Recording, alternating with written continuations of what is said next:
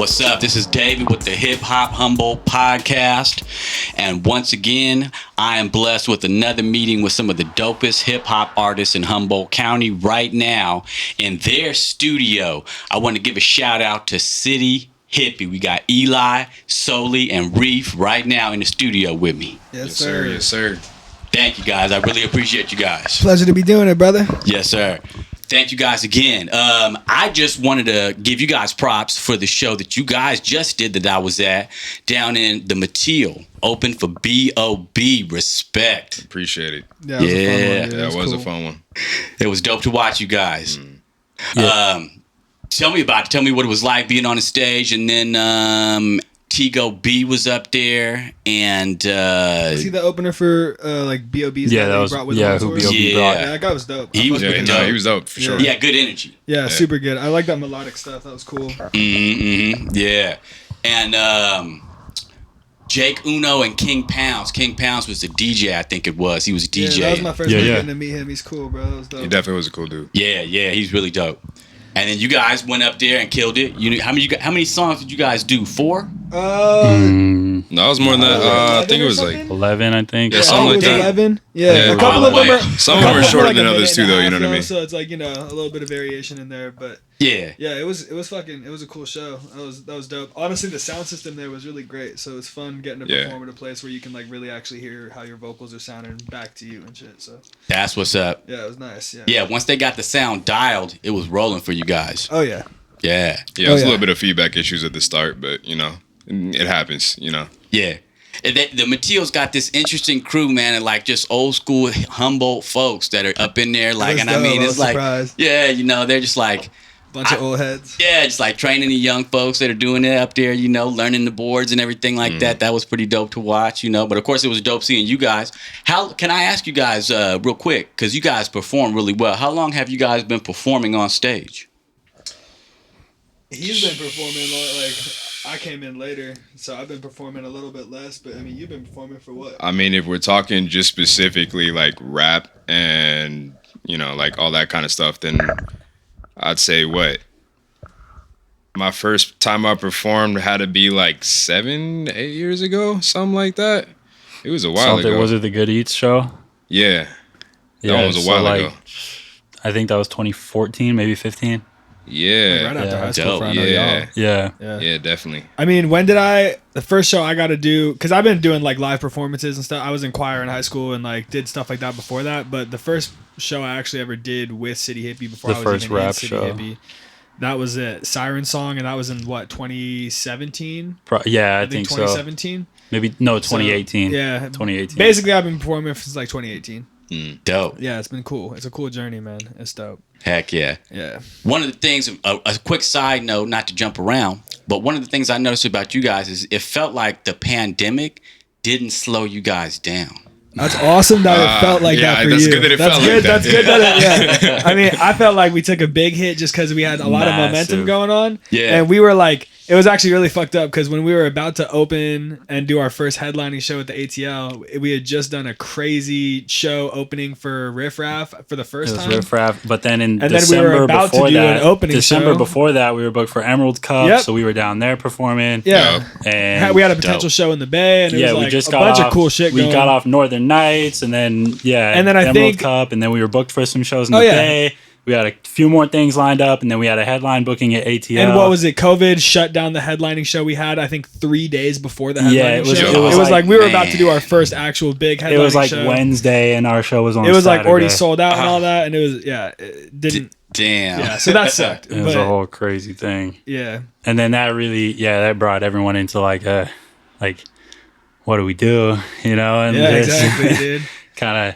But you guys transitioned pretty well. I feel like at least on social media, I you mean- guys kept that going strong. I think hindsight 2020, since you can't ever really change anything and how it panned out, I'm thankful that we had the moment because at the end of the day, I feel like I got to hone in where I wanted music to sound like and also how we ended up approaching it now. And I feel like now I have a better way of approaching it now that everything's kind of going back into the mix, and now that we're starting to do live shows and all that again, I feel like I'm more prepared for all of it. So Yeah. it was a blessing at the same time, even though it was definitely a little bit of a demotivator when all that shit happened. But Yeah, for real. You guys aren't the only ones feeling that. You know, I've Of interviewed a lot of course. folks, and everybody's saying the same thing. You know, It was a rare individual that came out of COVID better off. Yeah. You know? It was a Yeah. learning experience for Especially, sure. yeah. Yeah, it was cool though. That's exactly a perfect way to put it. Such a learning experience, getting to figure out how to do everything again, kind of, you know? Yeah. Mm-hmm. You strategize and, you know, come at things in a different, better way, more calculated, and, you know, things that you might have put out because you were like in the constant hustle of like, I got to do this and I got to do that and do this. And sometimes you might not be giving full effort in every single thing that you're dropping or doing. And it kind of gave that time to now sit back and really think about, do I want to do it this way, or do we want to, you know, take another route and execute this way instead? Yeah. Really gave time to fucking get a new game plan kind of going on, you know? Mm-hmm. Totally hone the plan in. Yeah. Yeah, it's really sharpening the iron, you know. That's what's up. That's what you got to do in down times like that. You know. Yeah. All you can, right? Yep. Yep. It was cool though. I mean, honestly, during the pandemic, since all we could do was make music, we probably made over like 300 songs just like in like the first year of the pandemic alone. Because Oh, we just spent so damn. much time just making music and writing, and just that's all, literally all we could do basically, since we all knew that we didn't have COVID, and so we were all hanging out with each other just making music because that was literally the only thing to do. Mm-hmm. Plus, it was already basically what we were doing anyway. So it's like, So you got a lot in the clip. oh, we got Well, so many in the vault. And I hate to bring this up, but also Wes's mom passed away right before Yeah, the no. pandemic as well. Yeah. Oh, exactly. Condolences. Everything at the same time, bro. And Crazy. so and at the same time, because you know they say like every time something bad happens, something good happens at the same time. So we got a record offer for a record deal at the very beginning of the pandemic, almost same exact time that his mom unfortunately passed away, and then now we had to figure out all these things, and we had to hire an attorney and like, you know, do all Crazy this- times, dude. So much all shit this going on crazy at once. stuff, and like That's a lot. a yeah. bunch of just I mean, on that same level though, even like whether it's the pandemic alone or like my mom passing, or I mean, so many people had to go through so much shit during that time. I was not the only person who lost someone, you know, and like getting to, unfortunately, I feel like as an artist, the best music, the most creative you're ever gonna be, and the best shit you're gonna like. The worse times get, the better your art gets, and it's Yeah, an unfortunate absolutely. contrast of being an artist on any level, whether you're painting or making music or anything. And I know that was definitely true for us. Like I know Carter got his shit to go through, Eli got his shit, and I feel like Yup. all of us, I've very specifically seen in the past like couple years of this pandemic, which is why I am thankful for it. It has been such a growth experience for all of us, whether it's Eli going down to LA, me and Carter working on writing music like twice as much as we already were and all that stuff. And I feel like we all really leveled up on our sound a lot. So That's what's up. yeah, super stoked on all that. Yeah. I really like hearing those kind of stories where people are actually taking the time to level up, you know, in this downtime. That's what's up. Yeah. And I mean, you guys just in the last like year, opened this studio up? Oh, I just opened this in what, April, May? Yeah. In Just this been year, going this crazy. year, Yeah, this year, yeah. Okay. Yep. Dope. Yeah, and so it's been going real well. I got people from up here in Humboldt, All people from over. like Redding and Sacramento area, some people from the Bay that come up here and work with me now just in this small ass little space up in Arcata, California, you know? Mm-hmm. Yeah, it's pretty cool. It's a dope music scene up here. Yeah, it really Yeah. is, bro. It's an untapped place. Mm-hmm. Mm-hmm. Yeah. Especially a lot of the young kids that are doing shit right now. Yeah, They're we going got a crazy. song that's about to drop with Rowdy, and Dope. he's been just crushing it. Rowdy's It's going Yeah. crazy. dope getting to Josh see all is that. going crazy. Yeah, 100%, bro. That's dope. Yeah, I was just on with Area Sound. That podcast just dropped, and they were talking about Rowdy. They were like, "Yeah, he's out here. He's dialed. You know." Oh, Been yeah. working. He's Like one of crazy. the most consistent artists that I personally know on like any age level too. Like that's the thing. He has such a good strategy with all of his stuff. I mean, so I really started respect working it. with him when he was 14 or 15. Yeah. Oh wow. Yeah. And Oh, he's been doing He it, had dude. bars. Yeah. At 14, Way 15. better than I was at 14, bro. Yeah. Like, hands down, dude. Yeah. And he's just been grinding ever since, dude. And he's an animal. He's crazy. That's dope. Yeah. So you've been producing for how long? Well, so I used to produce when we were back in like high school, and then I basically looked around at one point and saw that everybody was either rapping or producing, and so I said, if nobody's trying to record this and try and make it actually sound good, then what's Which the point? is so much of it. Yeah. yeah. I don't even What's realize. the point if it's all going to be like very, Yeah. you know, nobody's going to be able to clean it up and make it sound good and competitive with people in other areas. So I decided that I was going to start recording everyone, mixing everybody, doing all that kind of stuff. And so I produced when we were in high school, and I stopped probably in like 2017, 2016, somewhere in there. Yeah. And so, I don't produce any of our stuff. I record it, mix it, and then we have like networks of producers that we work with. Oh, that's what's up. Shout out Cosmo. Facts. Cosmo. Cosmo is one of those. Blue Yeah, on the beat. yes, sir. That's what's up. Yeah, I've heard the tag to Cosmo. That's what's up. Oh yeah, he kills it, bro. It's dope. That's dope. Wow, that's an interesting story then. So you've been about leveling up the game around here for a while then, generally. Yeah, That's dope. yeah. I started working with all kinds of people back at Carter's place, actually, in one of the rooms at his house. Set up my gear there in like 2014. Yeah, we had this like old 15. like red Scarlet on this shitty like USB mic. And at the time I had an English massive. His name was Beauregard. And he would be like lying on the floor just like sleep, but just snoring in the background. You could hear that shit when JUiCE was recording me. That shit was fun though. That's what's up. Yeah, and I had like 4 or 5 different people that I was regularly recording back then, and then I just kept building it up, and then built a studio, like basically a shed, really, with a booth inside of it in my grandparents' backyard back in like 2017, and then started having everyone come through. That's when we created City Hippie. We had like this little tiny room. It was like maybe half the size of this, maybe 2/3 the size of this. Yeah. Even then too, it was some of the most 2/3 top 'cause tier there was a sound booth and in there, stuff too. coming out of Humboldt, which is a Yeah. crazy thing, bro. Like even before you was in the studio, we were still putting out that like top shelf sound, which you can't really get anywhere else in Arcata, honestly. Yeah, well, and then that's the other thing is like a lot of studios up here. They either because I reached out, I tried, like anybody that I could find out here that knew anything about recording rap specifically. And it was always they either try and push you away and don't really want to let anyone in. They kind of gatekeep, or you just don't know who to talk to, and they just never. They don't have a way to reach them online or any kind of like advertised way to get in contact with certain people. So I was like, okay, well, I'll just build this out myself and do it all myself and find all these resources and different people online and network with all the people that I know. And then, eventually ended up finding a bunch of really cool people down in LA. And I went down there and learned from a bunch of really awesome people and came back up here. And that's when I started the studio here. Yeah, it was cool Okay. getting to visit in LA. Your shit leveled up so much at that point. It was dope. Yeah. Heck yeah. Facts. That's a dope success story though, man. Like the way I see it, you know what I mean? Because you guys, like, I don't know whether it's just, maybe it's just the social media presence that I'm seeing, because that's like the front side that I'm seeing of it, you know. But like, you guys are rocking that. Thank you, man. I Appreciate it, man. We're trying to. Yeah. I mean, that's the crazy thing, and it's like honestly one of my least favorite things about where I think I feel like just not even just music, but any business where you're trying to sell yourself in like to public eyes and as an entertainer of any type. I hate how you're like being on social media is like if you want to do it and you want any chance of actually making it, you got to be present on social media. And I know I'm not very like I don't like doing it, but it's been dope finally now that we're.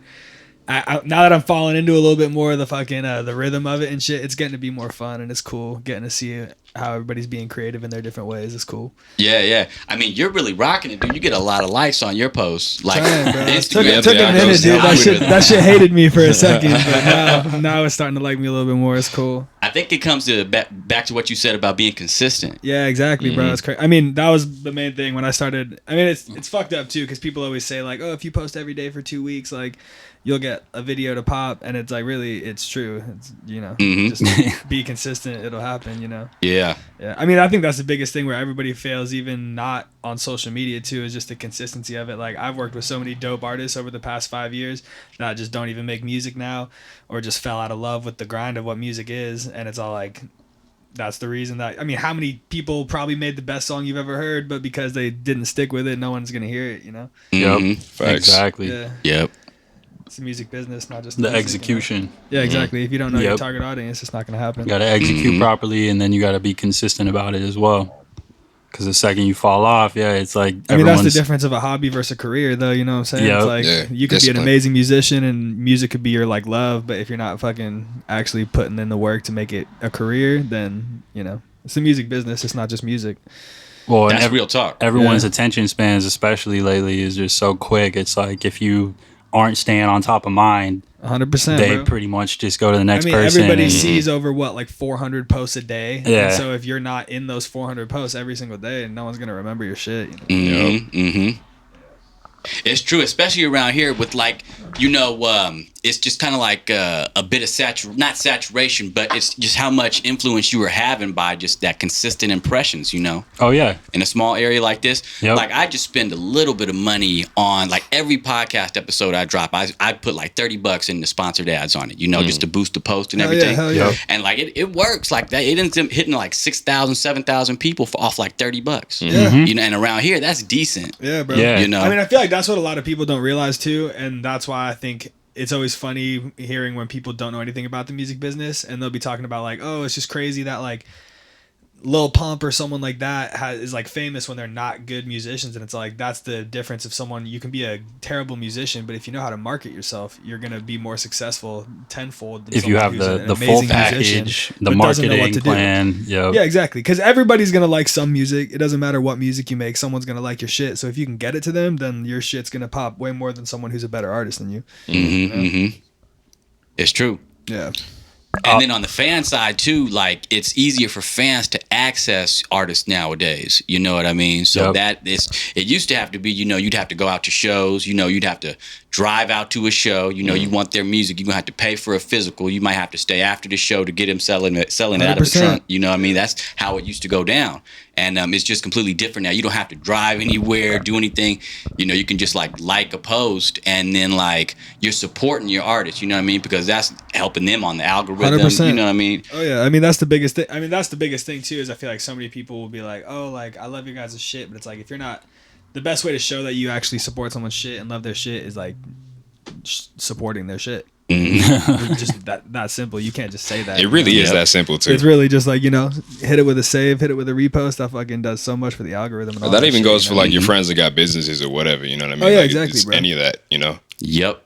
Yeah, I mean, I'll buy Sonny Wong's gear. He does art around here. He's been doing art around here for a long time with the Dirty Rats, Oh yeah. And I'll buy some of his gear and rock it on social media for him. I mean, I'm just trying to see hip hop thrive and succeed. Oh, exactly, bro. I mean, that's the thing. It's like at the end of the day, if you love the community, then you got to put in the effort. It takes a village on all that shit. On that level. And when it's a smaller village like this, it makes a difference. Oh, It does, yeah. That's why I love that. I mean, like for me, it was, I think the biggest demotivator during COVID was just getting, because like my first few shows, hated it. Awful, the worst. Performing in front of like tiny crowds, all that shit killed me. But then I was really enjoying performing, and it was so dope getting to be a part of that local community, because like we really do have such a dope, tight knit community of artists. And it was, I feel like, coming together so hard, and then that shit just got blown out for like 2 years. And now it's so dope finally getting to see shows happen again and people throwing little things and fucking all those dudes like Josh, all of them, dude, just not Louis, killing it. Yeah. Well, dope. the thing about it is it almost knocked it back to not zero, but you Yeah, had to like rebuild certain things. It wasn't completely zero, but it was, you got to put the work back in. You got to put some more effort. It's not, you didn't have that momentum to build off of anymore. Because people forget about that shit. Yep. Everyone was on social media, and if you weren't a presence on social media, which a lot of people weren't, then like those 2 years, not only did you stop getting to see people in public, but now no one's seeing you online either. Yep, you're just gone. Yeah, exactly. Which shout out to Not Louis for that, because I think that TikTok, I think they banned his account on some dumb shit, so but fucked up, dude. he had like 1 million followers or something on TikTok, because he was just consistent throughout the whole pandemic, just like posting stuff. Crushing it. And like the algo took him, and he like kept running with it. I don't know what he's Gotta at learn now, how but to market yourself. That's exactly what he did. facts. It's the game. Yeah. I mean, that's the biggest thing, bro. People don't think of it as a game, but it is a game, dude. You gotta learn how to play it. 100%. You can't get upset about it when you don't do well because you didn't play it right, It can be demoralizing. I mean, I'm trying to, always hit the algorithm, and it doesn't hit, you know what I mean? But you just got to stay consistent, Oh, yeah. I definitely feel you, bro. The algo was with me for a little bit, but then like I had like 2 weeks where I was just like, having a life. And then like the algo was just like, all right, you can take some time in the shadow realm for a little bit. You know what I'm saying? But no, I've been getting a lot of like retroactive stuff now. We're starting to pick up. I've been noticing that like randomly. I mean, even on the level of not social media and just music too, where like, I feel like this is probably something that I imagine most artists can relate to, but 99% of the time, the song that is my favorite song that I've made and that I'm putting out isn't the one that pops or isn't the one that gets love. And it's like, even that shit will be demoralizing at the end of the day, where I'm like, I'll release some of the songs where I'm like, oh, I put everything into this song. And then another song that I like made on a whim with Carter type shit, just fucking around, that shit gets numbers. Blows, and then the one that you fucking didn't really fucking, really wanted it to do some shit and it didn't do anything, It's crazy. And now that song that you didn't enjoy very much is the one you got to perform at every single show bro, all the time. exactly. It's the only one everyone knows. Yeah. I always wonder, is it more the fans, or is it just like did the algorithm just pick that song up? It's how it goes. I think it's a bit of both, honestly, because I feel like, unfortunately, with the hype of shit, I feel like people don't liking something until there's a decent amount of likes on it, whether that's Instagram or SoundCloud or Spotify or anything like that. If you see a post and you think it's funny, but it's only got like 30 likes, people are genuinely so much less likely to even engage on it or be like, oh, most people don't like this, so I don't like it. And I feel like it'll just be the most random shit. Like even our song Babylon that we put out, that one now has like, I think over 100 and like on all platforms, like over 180,000 plays or something like that. Something like that. And that one we put zero marketing into. We didn't promote it whatsoever. We literally just put it out there and it just popped. The algorithm. Who knows why? On SoundCloud, it just started recommending, because I can see it's coming from related tracks. So it's coming up in people's recommendations. And now on Spotify, it's even got it. like 10,000 and then, got like getting residual plays everywhere. That's and we crazy. that was the most organic plays we've gotten on any song. Yeah. That's crazy. Yeah. You guys are definitely killing the plays too, not even just on the social media likes, but like on Spotify and like Appreciate just your plays and spins. You guys are killing it. Appreciate it, bro. Trying.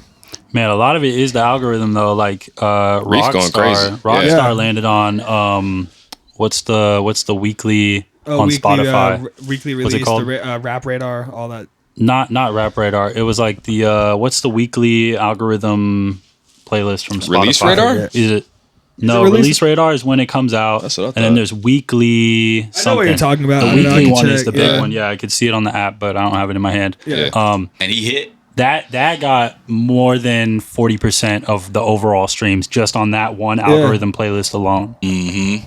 And we're talking 40% of what it's at, like 650,000 I think streams on Spotify. There. Yeah, just on Spotify Somewhere around I there. think it's 650 at this point. Damn. I mean, I'll still on like anytime, like it'll be random moments where it peaks up and gets like 2,000 plays a day, but that song still just gets consistently like 1,000 plays a day, basically.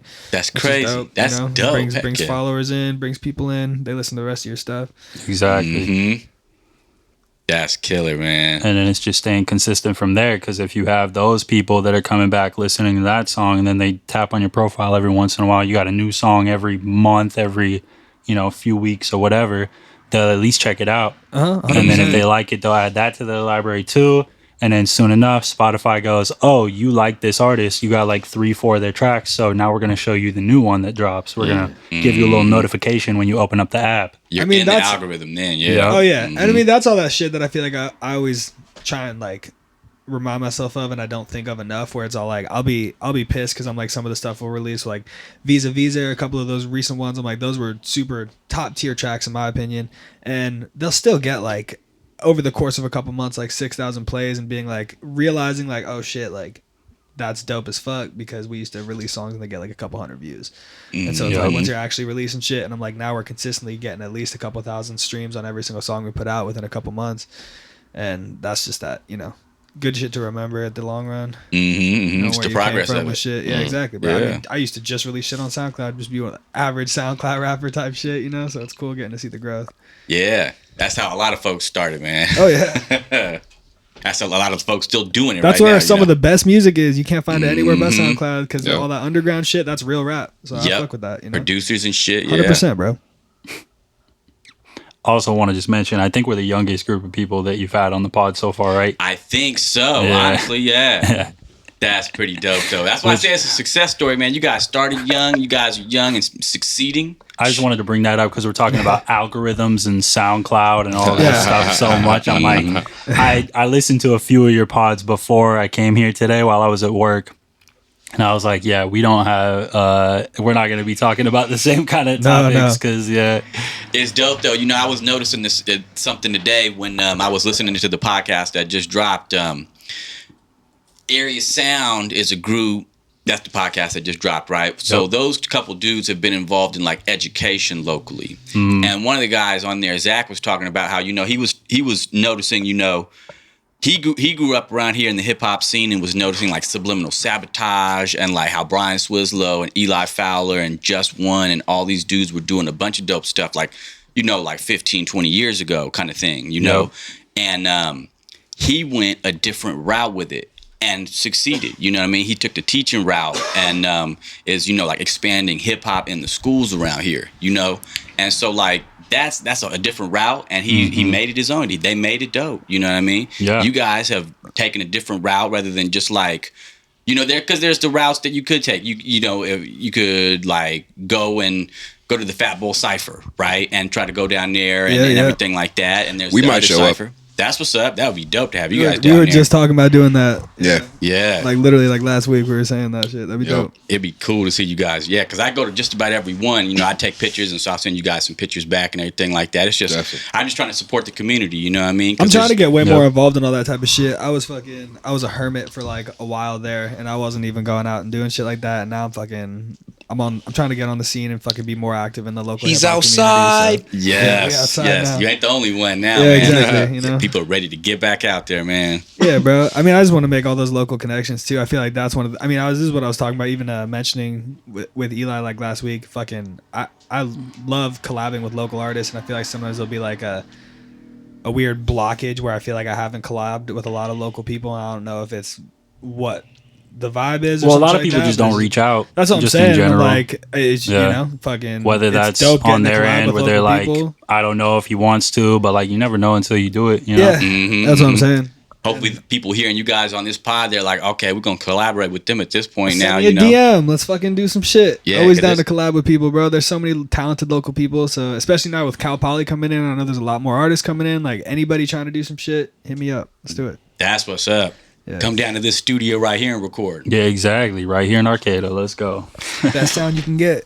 Well, I think that I might have forgotten to do this at the beginning of the episode, and it was kind of dope because I just feel like maybe the fans might not know you guys' first names, and you guys were dropping first names on here. And so, like, I just kind of wanted to go through with you guys real quick. On the mics right now, we got Eli. Yep. And what would you say your role is with City Hippie? Like, is it manager? What do you call yourself? Yeah, manager and overall just recording, mixing, and kind of almost like in the more modern term, like executive producing all the music. So it'd be like, you know, overseeing the final product of everything. I mean, every single song I've released, Eli's touch basically at this point. So. Oh, okay. Yeah. Dope. And now, real quick, if you want to drop, because I think you got like 2, maybe even 3 different social media accounts that you run that people need to follow, you know? Yeah, on Instagram is at JUiCE.engineer, at JUiCE.audio, that's my studio, and then at We Are City Hippie. There you go. And then Soli over there, what's up, cuz? Yes, sir. Man, so Carter. Yeah, like I'm trying to go by Soul more often. Just, you know, we got the familiarity. Yeah. You know, that's what's up. I always be forgetting sometimes, but you know, I heard that recently you were down. Was it the Summer Music and Arts? No, was it Summer Music and Arts or?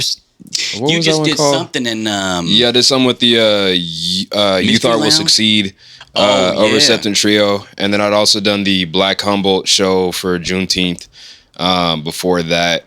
And both those were cool little vibes for sure. Definitely all good people, wonderful people, and good vibes, you know. Yeah. Shout out to Mo down at Black Humboldt. Absolutely. She be working like crazy. For real.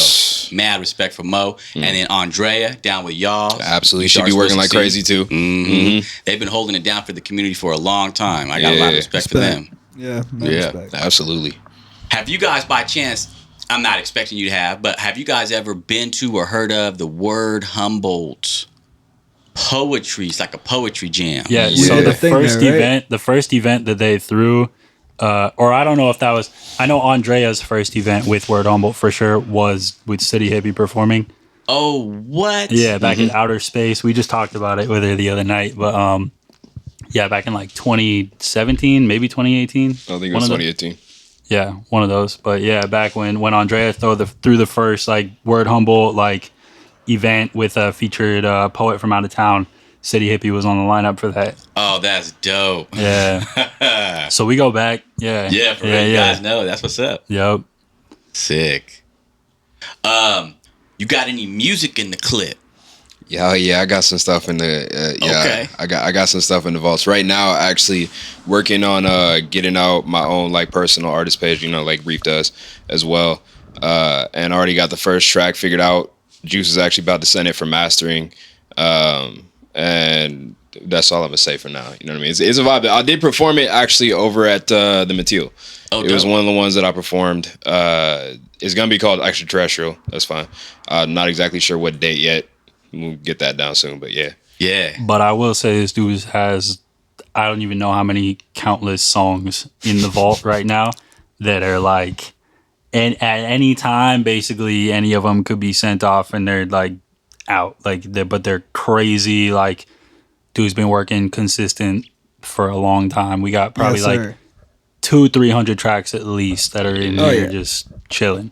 That's what's up. Marinating. Just trying to figure out the order of everything, and also too, like it does cost money, like the marketing and all that, and I know you already understand, but yeah. And that's something I wanted to actually talk about at one point, because I forget who I was listening to, a few different people that were talking about albums that they've dropped, where I was gonna talk about how albums for current right now, it's almost like they disincentivize people to drop albums right now. And because we haven't dropped an album for real. Mm-hmm.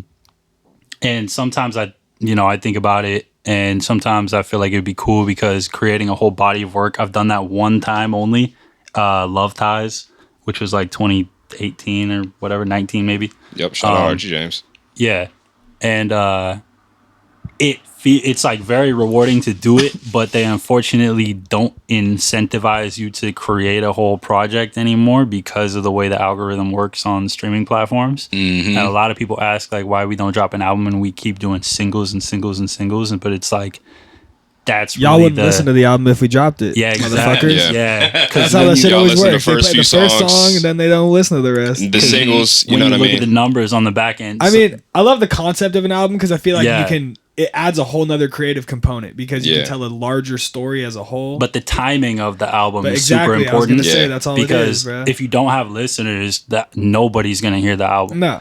And so then you can drop it for yourself, and that's how much it costs. This is tying back into what Soldier said, is that the cost of creating an album. You're spending at least $500 on cover art. You're spending fucking over $1,000 on mastering cover art, for all the shit. Mixing and mastering all of it. Bro. Luckily, we can record and mix it all ourselves, but mixing, mastering, cover and then you want to put promotion on it. Distribution, you want to get some ads, bro. All that. Yep. That's thousands. If you want to go in depth too with any of the music videos, even just for reels, if you really want to go in depth with the different kind of visuals, like even that's gonna cost something. Time is money. You know what I'm saying? It's like on top of all that, it's like how much countless hours go into all that. And then shit. However much it costs to create the album, you want to do it, or at least half of that at the very bare minimum. I look forward to dropping an album, but I need more traction before I drop an album. Yeah, exactly. That's why need something more for it. We've been thinking about dropping like an EP kind of vibe where it would all be on the same album, but you drop it as individual singles, which is what Rowdy's doing. Yeah, that's what Rowdy's doing right now. Yeah, and that's like a really good strategy for anybody to be doing. But other than that, being said, real quick, we got Reeph. What's up? Sir. Wes, your first name? Yeah, Wesley's my first name. Wesley, and that's just for the fans, because that's that. Oh yeah, no. I mean, that's my big. I always introduce myself as Wesley, and I finally just like probably the past. You gotta start introducing yourself more as Reeph. Finally trying to introduce myself as Reeph, but yeah, that's how they know you on social media, though. Yeah, exactly. I mean, that's how. I mean, a lot of my homies just call me Reeph. They don't even call me Wes, so it's always that funny shit. But yeah, I don't know. Like the way I look at it is more so just like anyone listening, it's like they might know your music is like Reeph, or like if anyone's trying to find your music, it's on there as Reeph. So like, it's good to introduce that way. On Instagram, REEPH the GOAT. That's what's up. Go follow Reeph right now. Yeah. And I got a couple new songs out. Huh? Did you drop your IG? Nah, at Solely W. The O in Soul is with a 0. So yeah, it's S0ULLIEW. That's what's up. I didn't mean to interrupt you, Oh Reeph. no, that was it. That was my whole thing. Just Yeah. my IG. There you go. That's what's up. Yeah, That's we got what's a new up. song out though. Go stream all that shit What's the name of it? on Spotify. Visa Blades, both our new ones that we just put Also out. Broken Yeah. Wings. And Broken Wings. Yeah. Nobody also. Nobody as well on Reef's page. Wow, that was actually the last Come one. on, Nobody. man. Those all dropped this year too. Yes. Yeah. Yeah. No, Blades was I think last year maybe was I it? don't know. Was it Blades last year or was it this I think year? the beginning of this year. It might have been the beginning of this year. I don't remember. You guys are staying busy though. Yeah, I'm working trying on it. to and hopefully announce a new song like next week. Oh, Yeah. sick. We got another song with Rowdy, a music video, and a song with him dropping. Oh yeah, Oh, true. I dropping forgot about that tomorrow, one too. I Yeah, think. I tomorrow. believe, yeah. Yeah, Puff It's Puff. it's a super fun one. Everyone's You're gonna like that one. that It's super hip a lot. hoppy. So it's out Oh, hell yeah. now when this drops. That's It's right. already Yeah. out. Yeah. Yeah. Go check it right now. Yeah. It's called Puff Puff Pass. Yep. Yep, by Rowdy. Yeah, the music video got a that '70s show theme. Oh, sick. Yes, sir. It'll be dope. Full It wa- 70s attire. It was fun to shoot. Damn. It was fun. Some people may have already seen the pictures and such from it. We went all in on the '70s fits. That's what's up. Sick. We'll keep an eye out for that. What else you guys got in the clip? Shoot, Shit. let's see here. On the 29th of October, so October 29th, I'm doing the Black Humboldt, opening up for Object Heavy. Dope. And then there's some other artists that are going as well. Humbrus? Not ATL. No. Oh yeah, at at ATL. the That's Arcata right. Lounge. Yeah. And that'll be definitely a vibe for sure. It's gonna be a lot of dope artists. I don't know the entire lineup right now, but I know for sure. I think Track and Assad from Rude Music are probably doing something. Dope. I'm guessing the Chemistry is. Yeah. Shout out to Chemistry. Shout out to Absolutely. Chemistry. Shout out man. to Chemistry. Shout out to Track and Rude and Assad too. Not exactly sure who else is, but it'll be a good time for sure. Oh yeah. You know, definitely. Mo's putting that on. Shout out to Mo again. Yep, she, yep. she be working like crazy. Yeah. I don't know how she does it. I don't know how she has the time to sleep and do everything that she does, but she finds a way. She's a soldier, you know. Absolutely. Yeah. I hope she packs that place. I hope you guys pack that place. It's gonna be dope. It'll be a good Yeah, time. it'll be a dope Definitely. show. Yeah. Yeah. 100%. And then also too, along with that, like shoot, we just got a lot of songs. I mean, that shit, We're since- figuring out which ones are coming and when. I will have probably announced it by the time the podcast is out, but the song I'm going to be releasing next is called Rituals I Get High To, and it's going to be a super dope one. I got That one's amazing. I got a bunch of really cool new shit, whole new sound in the vault that I'm trying to put out before I put out some of my older shit, so it's going out while it's fresher, and I'm super excited to share Incredible. that. Oh, Yeah, sick. that one is amazing. It's on some new shit. It's a A masterpiece. new kind of voice, a new. A whole new. I'm just trying to be more vulnerable with my music. That's why, like, I kind of started doing that with Broken Wings, and I want to continue that whole trend because I like the whole idea of rap music, which I feel like is such a stigmatic art form in a lot of ways. Actually, allowing dudes to be more vulnerable in their music because that's what music's about, you know. Having people break down barriers and actually relate to each other, and that's what I'm trying to do with some Speak of my about, last drops. speak about life and trauma. Yeah, exactly. and- You know, Yeah. everybody's got trauma. Everybody got shit they go through, and people don't even talk about it. So I'm trying to, you know, open up about my own traumas and the own shit that I'm going through, and be really vulnerable with people in the music that I'm trying to drop. So Yeah, I'm excited to share that with everybody. for I was sure. gonna say That's it too, dope. bro. Like you said, rap, but like you got melodies on deck. Oh yeah, I ain't just a rapper. On deck. I am not a rapper. Stupid melodies. Yeah, no, the next song is honestly not even really that much of a rap song, but I'm excited to share it with you guys. It's, Yeah, I it's a can't wait piece for of that one. art. It's a painting. You know what I mean? I got a bunch of crazy. I mean, honestly, me and Carter, we've been trying to. Me and Soul, we've been playing with this. I mean, talking about trying to drop albums. We got this Candy Bar Chronicles idea that we've been Yeah. trying to work on for a minute, and each track's gonna have its own concept, all this crazy shit. But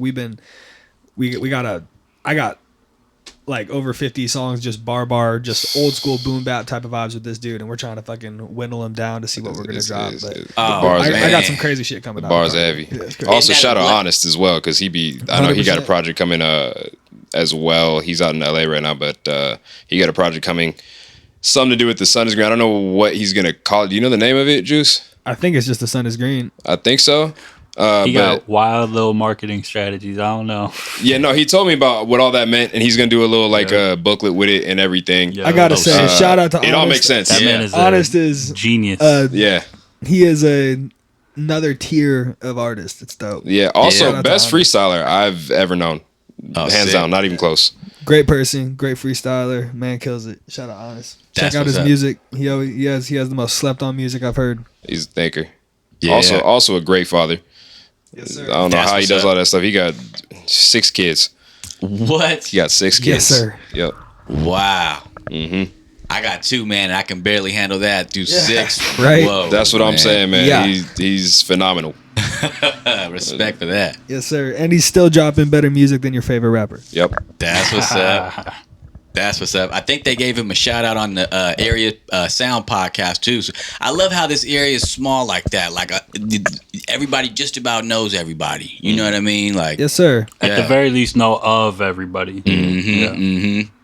I would love to see. One of the dudes around here that I like a lot that collaborates with everybody. Highway. Yeah. I bet he would collaborate with you guys. Oh, I'm yeah, not I just mean, like we- putting him on a spot Yeah, like that. we've talked to him about it. It's just finding the right creative energy between the two because he's got a very specific sound and we got our own little vibe, and it's trying to find like a nice little bridge. That common ground where you Yeah. both complement each other instead of having one He's person killing do it though. two. Yeah. He's definitely killing it. Shout out Highway. Yeah, shout out to Highway. When that does come together, that's going to be sick. Yeah, Oh, yeah. Oh, yeah. It'll be dope. No, Highway's sick. I really like him. Yeah. He's a cool dude. Heck yeah. Any show, other than the shows you talked about solely, you guys got any other shows in the works? We got some that we're trying to get In the nailed works, down, but but we don't we don't want to say drop anything until, any, you know. I feel it. I love that, though. Just Yeah. all they need to know is there's something in the works, you know? Yeah. Always got something. Yeah. Always got something. I'm excited for more shows though. We definitely are trying to do more shows and be more in the public's eye, so it'll be dope. Trying to do some shows out of the area too. Spread positivity and love. You know what it is. The whole That's thing. what's up. Yeah. Yeah. Up and down Cali, up and down the whole seaboard, you know? Hopefully Yeah, across the anywhere we can world. get, You know what I bro. mean? That's what's up. Yeah. Anywhere we can get.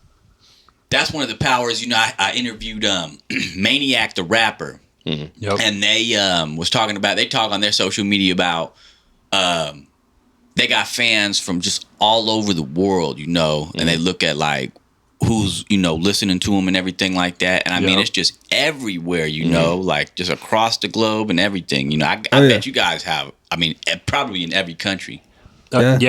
I mean, it's literally 100%. the Humboldt County is probably in like our I was gonna bottom, say like, anytime bottom 50 I check probably. any of my stats, no, it's like you have to do that shit where you like load more every single time to see Yeah, Arcata, to Eureka, get to- McKinleyville, and yeah. like That's crazy. and I got a lot of awesome fans. Shout out to everybody who listens to my music locally, but I get way more support out of Arcata than I do in Arcata, 100%, without a doubt. Yeah. And I mean that's just how it works. I feel like that's just probably what every I single think person deals your with. number their one hometown. area, I think, for your music specifically on Spotify is like Chicago, I think. Yep, Chicago, in like- Cali, like we're talking Sac and Bay Area. Yeah, more, in California, shout out to anybody in Sacramento that's listening to our music. Yeah, 100%. I still don't have like names to these people, but when I've been looking at our stats for years, Sacramento is the number one area. Yeah, shout out for Sac, all man. of We're our trying to music. do a show over there. I know we're trying to make all that shit happen because Oh, you guys will sell Sac, that out. I mean, Sac's fucking always shown huge love, way more so than most local areas. They But, got I one mean, of my favorite that- soul that- food places. I mean, too. even I think Australia listens to my music more than Arcata does. Hands down. That's crazy. Shout out Down Under. That's crazy. Yeah, bro. That just shows the power when you guys hit the algorithms properly, like you guys are doing. It goes across the globe. Yeah, bro. I mean, that's that shit too. Where I want anybody who's trying to pursue music to just genuinely fucking just do it. just do that shit because Yep. I mean, even my shit, you could find my Instagram, see that I have like 100, 200 and something followers and be like, oh, this dude's shit's super whack. And you wouldn't even realize that I got people that listen to my music all over the world with like over a couple million streams and shit overall together with all my music. And so it's so easy to misinterpret shit through social media or get discouraged from being creative because you don't want to get judged. And at the end of the day, you got to make content like you're going to be showing it to millions of people, not just a couple people who are going to judge you. Because at the end of the day, I have way more people who are appreciating my shit than judging my shit. So just Facts. do that shit. And also, Yeah. too, Yeah. just keep at it. You know what I mean? Consistency, man. Yeah, because like, say even for whatever reason, like things start off and it's like slower, like just keep going, and eventually, like something will happen. You know, what's more important is like the discipline to keep going. At the end of the You day, know? the people who are doing it are the people who are doing it. You know? Exactly. You can fucking sit on some shit, marinate, try and make the perfect music or make it so you're not going to feel like you're judging yourself when you put it out. But at the end of the day, the person who's putting shit out there every day, even if that shit sucks, they're the ones doing it. You're not. Yeah. we've hit on the social media thing, and you guys are consistent with it.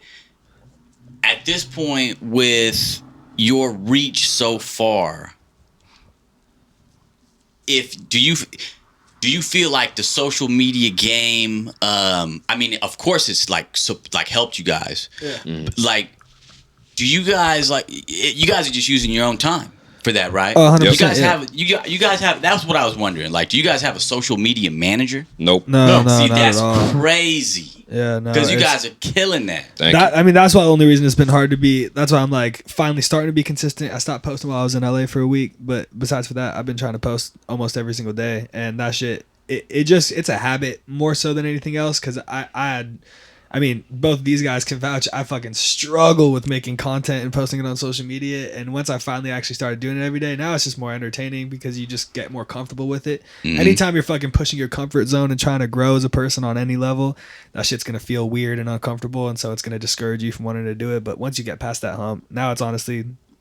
It's fun. It's cool. It's like shit. Going to the That's gym. what's up. Yeah, exactly. It's like exactly. going to the gym, man. You just get better every day. You feel bad when you don't do it. You know, it's at the point where I'm like, fuck, if I don't fucking try and make stuff. Because that's the shit, too. I mean, even just seeing stuff where it's like people, I feel like, especially a lot of local people who even like I've tried to make music with and shit, they get so discouraged trying to even make music because they're like, oh shit, no one's going to appreciate the shit. No one's going to fucking like listen to the shit.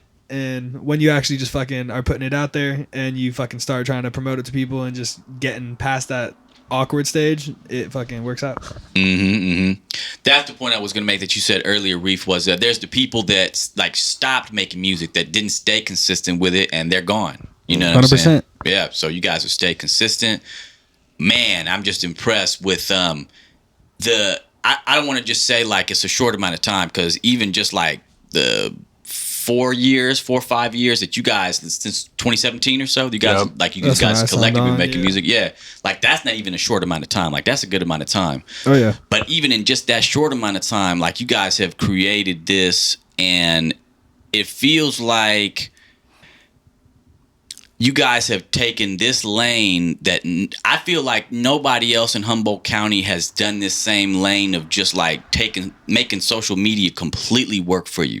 Oh. I feel like everybody else is kind of like trying. Yeah. And we got some negativity from it. We got a bunch. We got some negativity from it. You mean like haters in the community? Yeah, unfortunately, they're yeah. Oh, dude, I get that's that shit I was talking about. I'm like, most of the people who hate on my shit and give me shit for it are people who are local. But at the end of the day, that's just because you guys are from the same place and you're doing more shit. So anybody's gonna be upset about it, and it's fine. Well, and people just don't understand. Like sometimes the way that you go about doing certain things, people don't see all the work that goes into it, and then they just go, how did you get to like the first year we got booked in Northern Nights? How did you guys make it on that lineup? Like what the hell? Like I've been doing blah blah blah blah for this amount of time and I still haven't gotten booked. And it's like, I mean, I had people be like, people only listen to music because you bought that feature, and I'm like, well then buy a feature.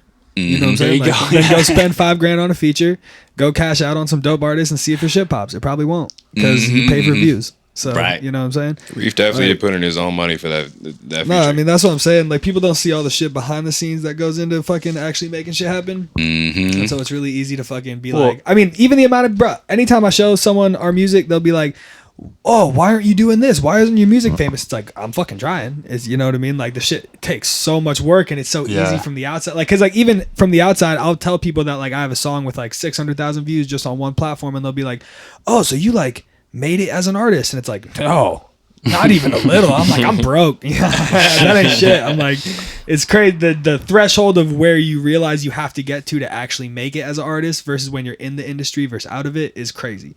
Because I feel like I used to think that you're popping. And then there's other people that have not as many streams, or at least organically even, and they are walking around like they did make it, and it's like, you know, bro. No, the amount of people I know who fucking pay for views on their shit and then they flex it, bro. Where like motherfuckers would be like, yo, I got a video with 2 million views, and it'll have like 3 likes on it, and it's like, that's fake. 4 comments, that's like fake, 20 likes and 50,000 plays, and you're like, how does that work? How did 4 people comment and 50,000 people saw it? Like, that doesn't make sense. No, it's easy to spot the fucking fake shit That's why it's like you just have to know what to look for. It's the ratios. Yeah. Those bot platforms are out there too, man. I went through that phase, bro. You check my old SoundCloud, the shit that I was fucking releasing before I was with Eli and everybody, bro.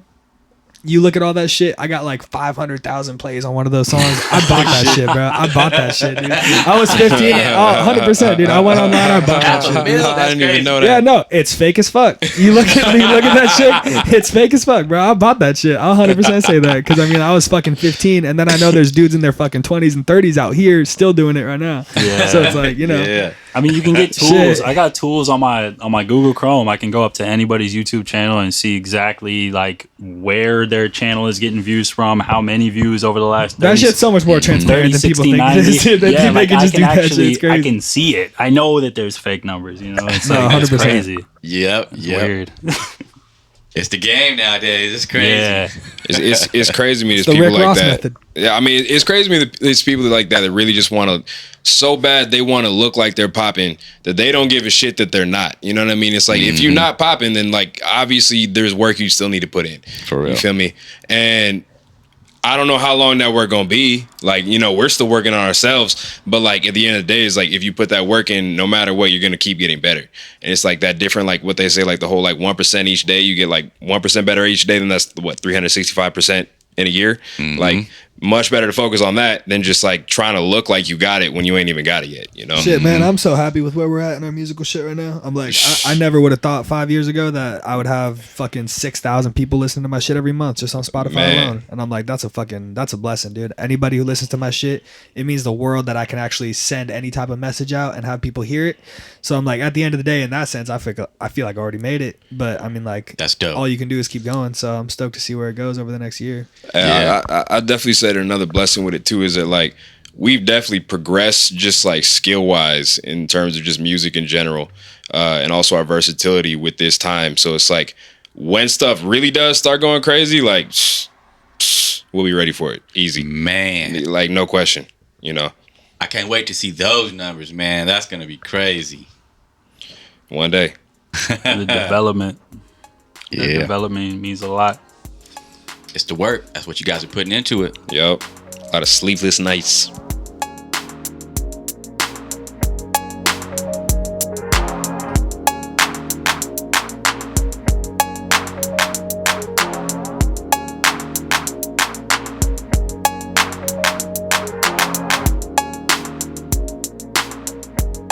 So I grew up in LA, you know, and there was just that shooting. There's shootings all the time in LA, but PNB Rock was just killed down Bro, there. I was on my way to LA when I was my Rest in homies all peace. like, yo, dude, shit. like I was like 2 hours outside of LA when I read about that shit with my homie, bro. Yeah, So rest fucked in up. peace, PNB Rock. I mean, it's a cold game down in LA, you know. I mean, it's just crazy to see how everything goes down. Like the first day, it was so interesting because like I think like the social media consensus, whatever that may be, right, was that like his girlfriend dropped the location. I saw that, And yeah. everybody was 100%. mad at her and everything. Like, oh, she's just A lot of dropping people the- think she's in on it. That's what I Yeah, heard from a people lot said of that shit, too. dude. Because I mean, Yeah. apparently they got in a fight right before they went to Roscoe's, and and she was let out of there and Oh, yeah. everything like that and everything. honestly, bro, I think the thing that partially makes me the most sick about the whole situation too is the fact that they opened the next day, less than 24 hours later, bro. I'm like, the amount of respect that we have for the dead, bro. They that need shit's to fucked. The business more- is probably going. And you're telling me, too. I was gonna say, bro, that shit's going through the roof. It You're was- telling it was me that probably shit lying. wasn't packed the next day? You're Right. saying they need to mourn that death like they did the Queen, bro. They can't open for 10 days. Dude, at least dog. give it 2 Right. hours of Go. silence, bro. That shit's crazy, dude. It's just it's cutthroat in LA. No, it really is, bro. Man. But it's fucked up because I mean, same thing with X, bro. X's shooters got caught not that far after. Fucking, they're probably gonna get caught, but Yep. it's just fucked up that shit happens fucking so often, bro. And I always wondered, you know, I just at least never know until you either hear it in the media or whatever. But like, was certain levels of it preordained, like, you know, predetermined? Were they like going for that person, or was it just like, you know, just happened to come up on somebody? You know, it's how it all goes down. I think that Yeah. you know, people, if you're not moving right, if you're letting your location and stuff like that out there. I mean, I don't really know. Apparently, people he in LA wasn't do giving this that. shit up too. Apparently, he like was like not letting go of his jewelry, and that's why he got shot. Isn't that how they Yep. got Pop Smoke too? Yeah, 100%, They leaked bro. the location and Yeah. then Yeah. yeah. I know. Yeah, I mean, it it's goes like that's that. why I mean, obviously, who knows the whole situation, but that's why I usually presume somebody that the person knows is involved, because that's always like 99% of the time that's what it is, bro. It's someone fucking who knows the person and is tight with the person who fucking flip. And I mean, that's the thing too. Is I can understand the desire to have pride and not allow yourself to get robbed. But at the end of the day, rest in peace to all those people. But like at the end of the day, bro, it's like that jewelry is not worth your life. You feel me? It's really $1,000 not. in jewelry. It's not. And that's all it is to whoever's coming up on you for it. It's just a few $1,000s. They're not even thinking about your life. It's just crazy. Not at all. It's just crazy. I Yeah, hope bro, it's LA. I'm sorry, Reef. Go ahead. I was just saying that shit's sick. Yeah. It was, Ice-T said it back during the Super Bowl, the last Super Bowl. He was like, hey, don't come to LA, flashing jewelry and all that stuff, because there's 50,000 active gang members in LA, I mean, bro, literally when I was just in LA, I was fucking driving down the highway one night with my homie, and there was just a fucking helicopter going over like 2 blocks away from where we were, and there was a fucking high-speed chase going on because someone had just got murdered like 3 blocks away. And the fact that shit happens nightly fucking out in LA, and it's just so not a big deal, it's fucked up, bro. It's crazy. Yeah. It's grimy Wild down shit. there. The few months I was down there, bro. Dude, you saw it some was shit. like- Yeah, dude. like No, you got to move different out every there too. week, It's crazy, bro. yeah. People fucking. I know so many people who feel like you can just go to LA and act like how you do in Humboldt, and that's not the case, bro. Not at all, bro. Nope. You That will shit's- get checked. You will get checked so quick. You can't It's even go down there really just like you're not gonna go down there wearing Humboldt hoodies and stuff like that and everything like that. Nah, People gonna be bro. like, "What you got?" 100%, bro. Like fucking. People aren't stupid. They know why people go from Humboldt to LA. Fucking, you got to move careful out there. Yep. Wes, how you feel about the Queen, bro? Yeah, bitch, Reef is dude. British, yeah. Fuck that bitch, dude. She a piece of shit, bro. That's what I feel like. Oh. Bro. I feel like that 2 minutes of silence wasn't deserved, dog. Yeah. Oh my. Yeah, Man. no, she's not great. He does come from British Yeah, lineage. no, my mom was Oh, okay. English, and my mom like met the Queen and shit. Oh, wow. And yeah, that don't mean shit, bro. She sucks. I think it's crazy on the level of how much it's gonna change the world, because now we don't have a monarch in fucking England for the Yeah. first Right. time in 65 years. All those So pussies that shit's got a crazy. king now. They got a king now, Yeah. and so that's gonna definitely change shit. And Yeah. that motherfucker got swollen ass fingers, and that's just disgusting. He do got some swollen. And, Bro, and coming from me, he got some No, he swollen looks ass like fingers. he's rubber banded each one of them bitches, bro. That's crazy. Bro, But- if I can say you got swollen ass fingers, bro, your shit is. He makes your hands look dainty. That's just crazy. Man. Nah, but for real, that's some wild shit. But fuck the Queen. Yeah. Yeah, on a real I level. feel you. Yeah. Yeah, yeah. Man. Not a proud point for British people. I was just tripping out because, like, I saw that they were arresting people for like just the smallest offenses of talking, like, just talking a little bit of shit, and people were just getting straight arrested. Yeah, dude, I believe it. Damn. It's crazy. it's pretty like that. Fucking wild shit, dude. Man. No, I haven't been out to England in a hot minute, but it's such a different world out there, dude. It's crazy. Dude, a lot of the British comedians that I hear on different podcasts that come from out there, the culture they talk about is very like, you're not supposed to do well. Like as a creative, No, it's like really if you're weird, doing, bro. yeah, they like pull you back. They try and like, no, It's you're not because it supposed falls to be into the doing. class system where, like, obviously Yeah. racism and homophobic, all that shit happens everywhere. But Elitist. such a thing in England is the class shit, which I remember seeing when I went there, and that was the weirdest shit. Where like my mom's parents, they were super like upper crust, upper class people who sent her to boarding school from when she was like 4 to when she was like 18, basically all girl boarding school. Crazy place, dealt with crazy shit, but total piece of shit parents. Who, it's just that upper crust shit where, just send your kid away once they're fucking 4 and everything. But getting to see, like, back at my fucking mom's parents' house, it was the type of shit where all the fucking people who were fucking taking care of the property and everything, they came in through the back door still at her house. And it's like that level of class shit where it doesn't matter whether you're white or black. It's the shit where if you're in the lower class, you get kept in the lower class. And that's the shit you're talking about, where it's all like, if you're born lower class in a shitty area, you stay lower class in a shitty area unless you come out through soccer or come out through some shit like that. And it's fucking weird, dude. Total different vibe. That's crazy. Yeah, super odd. Yeah, because a lot of those comedians, they'll come over here and then they talk on American podcasts with like American comedians, and they're like, dude, it's crazy over here because like everyone, like if you tell someone you want to be a comedian or a rapper or whatever, like there is a fair amount of people that are like, cool, hell yeah, that's sick, you know, like do your thing, you know, like pursue that, you know. But over there, apparently, that's like, no, dude, it's why? like, what? Why would you do that? Yeah, like it's a lot of that born into it type shit too, where it's like if you're born into a good family, you're probably gonna work in that family business, and you're probably gonna stay in the upper class. But is it like artists are not considered upper class as a profession kind of thing? It depends on the art you're doing, I think, mostly.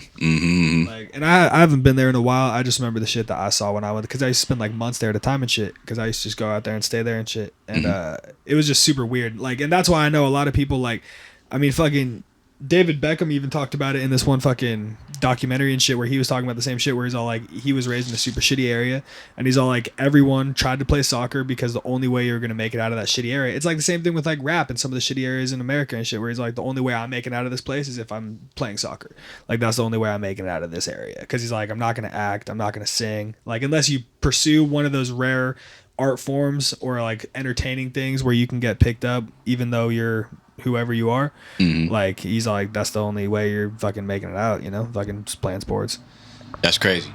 Yeah, wild shit. Super weird, bro. It's rigid as fuck. Even the fact, like, Carter and me were talking about that the other day, where we're like, I think London has like the most stabbings in Europe I think as for like cities, they don't have guns, so like, but I was gonna say they do? don't have guns, and that's the whole weird fucking shit where it's like everything is topsy-turvy. I'm pretty sure there. there's other places where they don't have guns though, and they don't have nearly as many stabbings. Dude, the London Brits be has shaking guns. fools, It's not bro. just that. The Brits are just It's not shanking just fools, that. dude. They all stab you over there. Yeah, dude. Tea and crumpets piss you Nah, off. straight up, I forget They who I still was got watching the other grime day. music, bro. Where else you think? Like, come on. Like, where else doesn't have guns? Like Australia, right?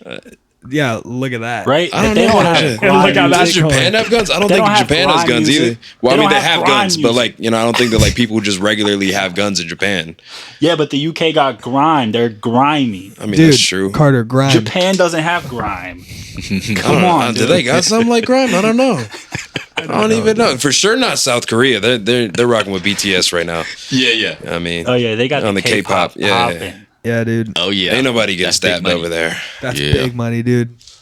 K-pop scene. We're about to release some K-pop songs, Carter. I'd be down. You going know what I mean, down? bro? That's a lot of fans with K-pop. All right, That's let's a do it. lot of fans right there. Oh yeah, that's a crossover right there. Yeah.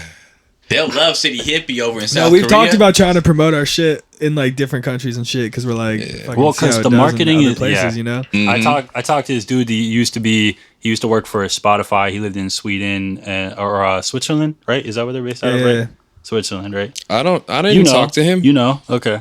No, Spotify I think is based in their I don't know. Swiss company, I think, right? I think so. Yeah. So he lived over in Switzerland for a few years, like working for Spotify and all this other stuff, and was friends with like a Rock Nation exec, and yeah, he was talking about just like internationally, like how to market the music to different countries and like the best strategies for that, and like the physical sales to streaming sales, like numbers and the differences between all the different places, and like just based on like their customer buying patterns, I guess, or whatever. Oh wow.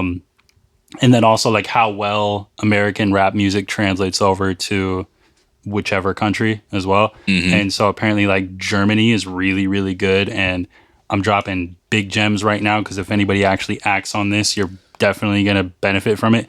But Free game. yeah, That's what's up. but if you market your music specifically to Germany, and one of the techniques that we were talking about is translating your lyrics into German in one of the Videos you captions promote. or subtitles or any of those kinds of things. Promote your stuff over to Germany. American music translates very, very, very well to Germany, and they really like and actually have like hip hop festivals that are specifically all American rappers for the most part. Oh, wow. They have like a few German rappers on there too, but they really, really like American rap because apparently it translates really well.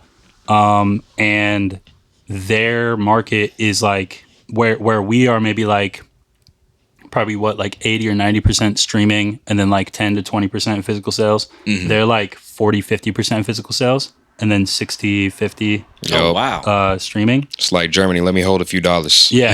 Yeah, So for real. so the average fan base over there is going to buy your music, your merch, any of your products way at a much higher conversion rate over there than America over here. Oh wow. Yeah. Now that's crazy. Yeah. I mean, it's So- even the same shit with Designer, where like everyone thinks Designer fell off. The dude who did that Panda song and all Yeah. that shit a couple years ago, he's yeah. fucking crushing it and touring still in Japan. Oh, that's like he just stopped killing it in America. Yeah, but he like a went lot of these artists that people think all over fall Europe. off, they just are like, oh, I'm gonna make way more money if I market my shit in a different country, because they like are obsessed with that whole scene. Mm-hmm. But it's just about, that's the whole thing too. It's like just finding your fucking target audience, bro, wherever that is. Doesn't matter where it is. I mean, Rest sells out stadiums in like somewhere in the Middle East, right? Probably. Probably, Literally, yeah. like, I Yeah. forget, I was gonna I forget say, St. where, John but came up, like a random turned on place that Europe. I didn't think he'd be doing. Well, yeah, I mean, and then that right there, you just talked about St. John. That's like a strategy that's been around for a long time too. It's like SOB, RBE also did it. Designer did it. Like West St. Vega. John that you were talking about did it. West Vega did do it. Oh shit. West Vegas toured Yeah. in Europe. Yeah, he did. Yeah, That's Oh, lit. crazy. That's dope. Shout out to But, West Vegas. Yeah. Yeah. But that I'm surprised you even remember that. But yeah, a lot of people will go before they get big in the US, they'll go tour in Europe because it's cheaper also to move around. You get more areas, because like, you know, you think about the US, you got to go like LA, San Francisco, maybe up here in Humboldt, if Catalyst or you're some shit. smaller. Yeah, exactly. Catalyst, Santa Cruz, Portland, whatever. But that's a lot of space you got to travel, every single day to get to a new venue.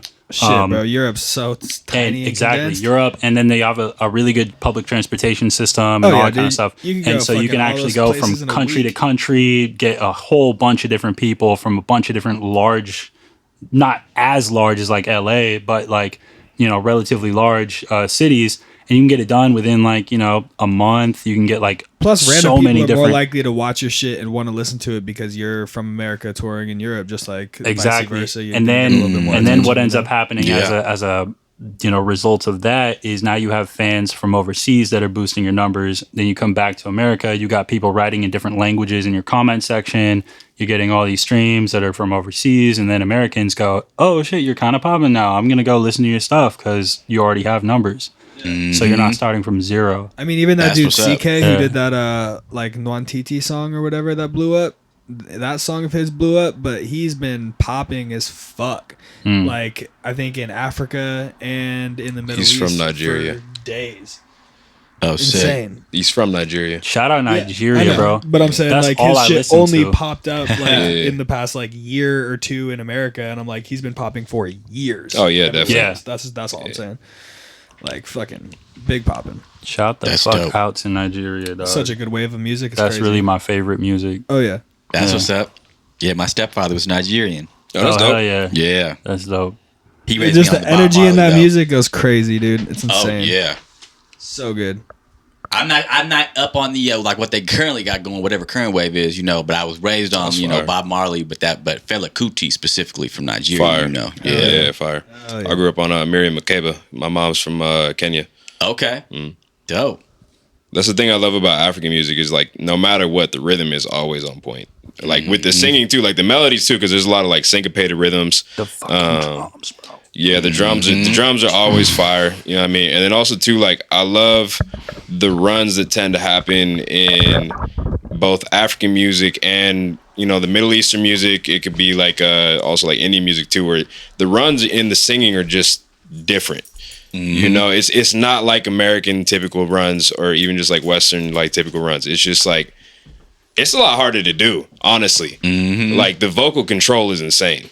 Oh yeah. Was a different scale. So if Yeah. you grow up hearing that scale regularly, your voice knows how to hit these little semitones and Yeah.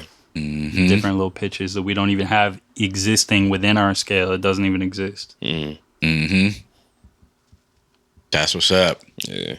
We had a whole different vibe of, we had Dilla over here, changing the scale, notes and scales and things and patterns. He changed, the whole game really. It's interesting to see how different areas have changed, their sound over the years and what's currently coming out of different areas, that's pretty dope. Yeah, no, definitely.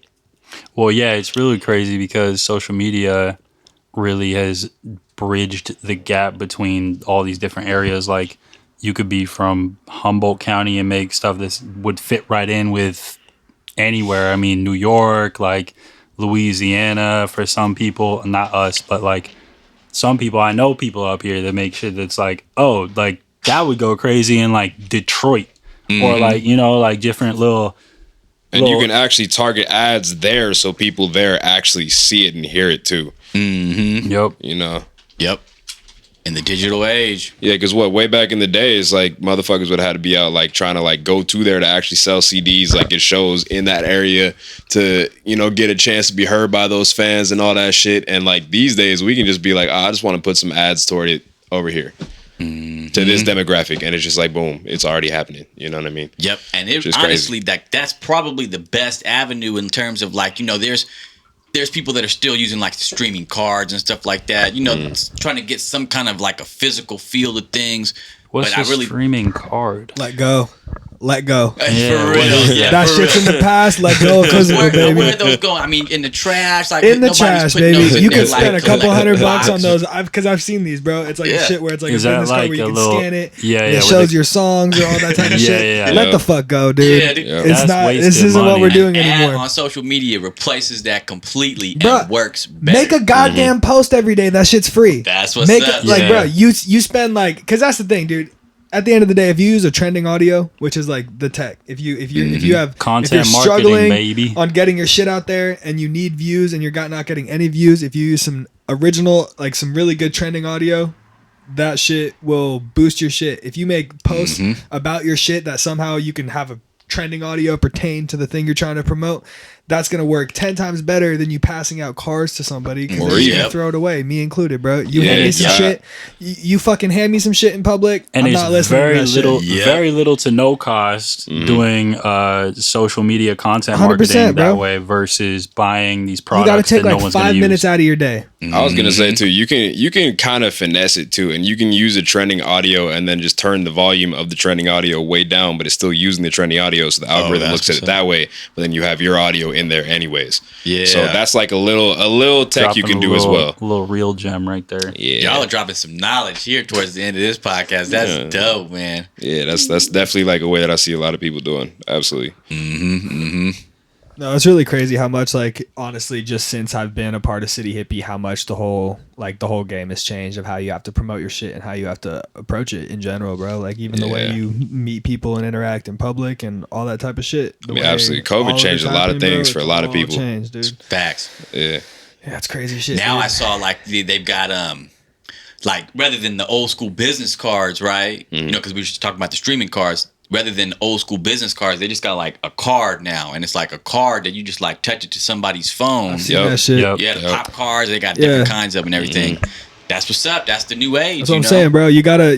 It's. I mean, fuck that whole same shit with the gold mining era, where it's all like the person selling the shovels is who made the money, bro. Like, if you know that shit is about, if you know social media is gonna be the way to go, fucking pursue that shit with social media. And then you got these with the QR code. Yep, that's what's up. So you don't even need to have it. I could literally just show it to you. You scan it on your phone. You already got any information. Yep.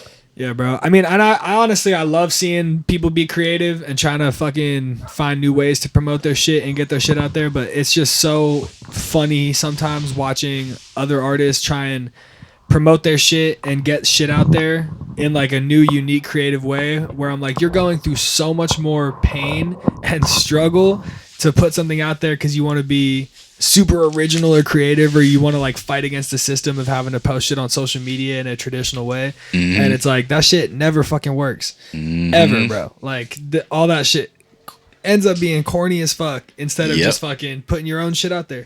Yeah. Man, one of the things I would say with your social media, man, is I've been kind of awe with it because, like, you already said that you don't have a social media manager. That's just you spending your time doing it. Yeah, bro. And it's that successful, which is dope. But secondly, like, I wonder, man, because I feel like you guys are pretty witty. Like, you're a pretty witty dude, just straight up. I appreciate it. Yeah, absolutely. Just from those social media videos. Hell you know yeah, what I'm bro. saying? Hell Yeah. yeah. I'll take that. Maybe these other dudes ain't witty. I don't know, you know. I don't think a lot of them are witty. Yeah. You know? I think when it comes down to The it, bro. wittiest in the West. dog. Yeah, dude.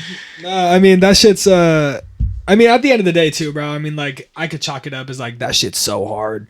But I'm like, at the end of the day, a lot of the rap industry is flexing and making your shit seem like it's harder than it is. And that's one of the things I want to change with my music and my message. And I'm like, shit's not that hard, bro. If you can't get on social media and promote your own music once a day, how the fuck am I meant to want to listen to your shit, bro?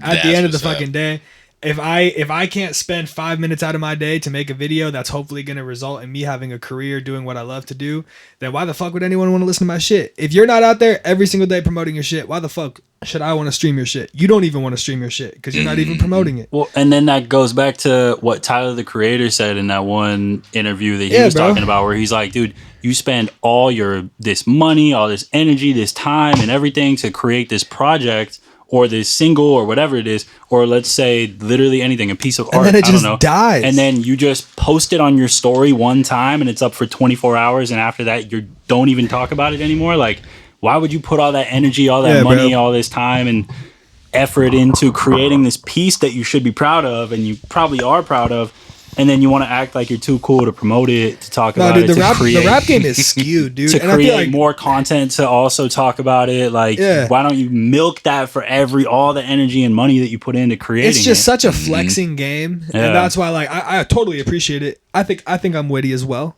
and I think I try and put out cool shit.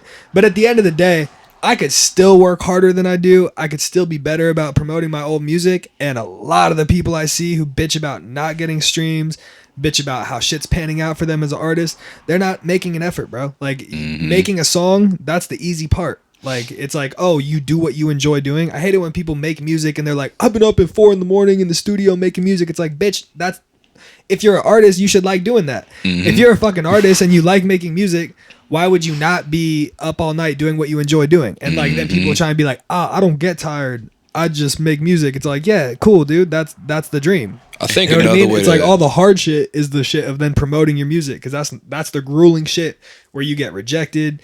People don't actually watch your shit, and you're like, fuck, I'm putting my heart and soul out there, and no one even gives a shit. It's not the making the music. That's just the easy part. It's the fucking putting all that shit out there and keeping it consistently promoting, which is my biggest struggle. That's the grind. Yeah, 100%, bro. I think another way to look at it too is, I feel like, you know, there's a lot of people who, and I'm not even saying like I haven't been guilty of it in the past, you know what I mean? Especially when I was a newer artist, where it's like you believe in yourself so much that it's like people can get in a headspace where it's like, all right, at some point somebody's gonna find me, and or like it's like the algorithm will do whatever the fuck, so I'm just gonna keep making music, and then sometime it'll pop, and then like I'll just be good. But in reality, it's like, all right, maybe you are that good. Maybe that will happen for you. But it's like, are you going to wait for it to happen for you? Or are you going to just actively do what you can to make it happen? You know what I mean? And make sure that it does happen. And then also with that, it's like, Bro. let's say that it does happen, right? And for whatever reason, like things just pop. Then like, all right, you start making money. But then because you haven't spent the time to sharpen the skills in order to know how to market yourself, how to, you know, work on the business side, then you're going to be giving a good chunk away of that money that you're now earning to somebody else to do it because you don't understand it, because you haven't taken the time to build up all of that knowledge. So I feel like that's a good reason to look at it that way at the start, you know, because like one way or another, you're going to have to pay them dues, whether it's your chunk of change out of it at the end and you're going to be probably getting fucked over because you don't know what's going on, or is it going to be paying your dues with your time in the beginning and then like through the trial and error and just like, you know, dealing with like obviously frustration sometimes. One way or another, you're going to learn. Exactly. You're either learning One on way the or back another. end because you got fucked over, or you're learning on the front end because you actually spent the time to fucking learn that shit. Exactly. And I mean, fuck, dude, even that feature I got, bro, like, once again, I enjoy being very transparent about the process, because I feel like so much of rap like I know so many homies who are like interested in making music and they don't want to make music because the music business in general, and especially the rap game, is very like, you know, bar people out if like, you know, you got to have so much confidence to even want to do it and all that type of shit. And it's the same shit that I'll fucking tell homies, where it's like, dude, just fucking, if you just put that shit out there and you just fucking end up making that shit happen, Yeah. That's the shit that's gonna get listened to and fucking seen at the end of the day. And so many people just don't even want to do that shit. And I mean, that's the thing too, is like, you know, like one person for sure that really used to like push like just doing all you can with your own hustle to make it happen, would like rest in peace, would be like Nipsey Hussle, you know what I mean? And it's like back when he was doing all that shit, like he was really just like, from what I hear, like he was really just out of his trunk, you know what I mean, just really like pushing CDs and like hustling that way. But it's like these days you got so much access compared to back then.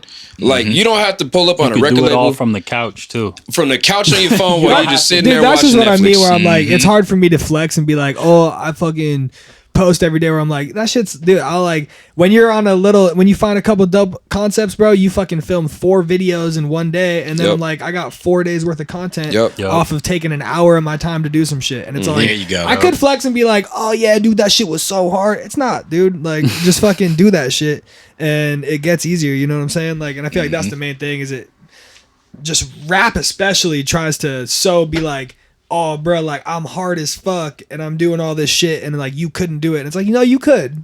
Anybody can do anything. You just have to fucking do it, because at the end of the day, the people doing it are the people doing it. Yeah, and that's a good thing to touch on too, is like, I feel like, because obviously being consistent is the best thing, but we all have days where we just don't feel like doing shit, you know what I mean? So like, just right there what Reeph was talking about is like, if there's a day where you feel good and you want to, you know, do whatever kind of shit, then like right there, like get like a bunch of videos in that day, get a bunch. That way, like as you keep going and stuff, like when you have that rainy day, well, like, all right, when you have that good day, you already covered your rainy day. You feel me? So like right then, you already have something to post, even though you don't feel like going through like the whole process, shooting stuff, all that, whatever it is, you know what I mean?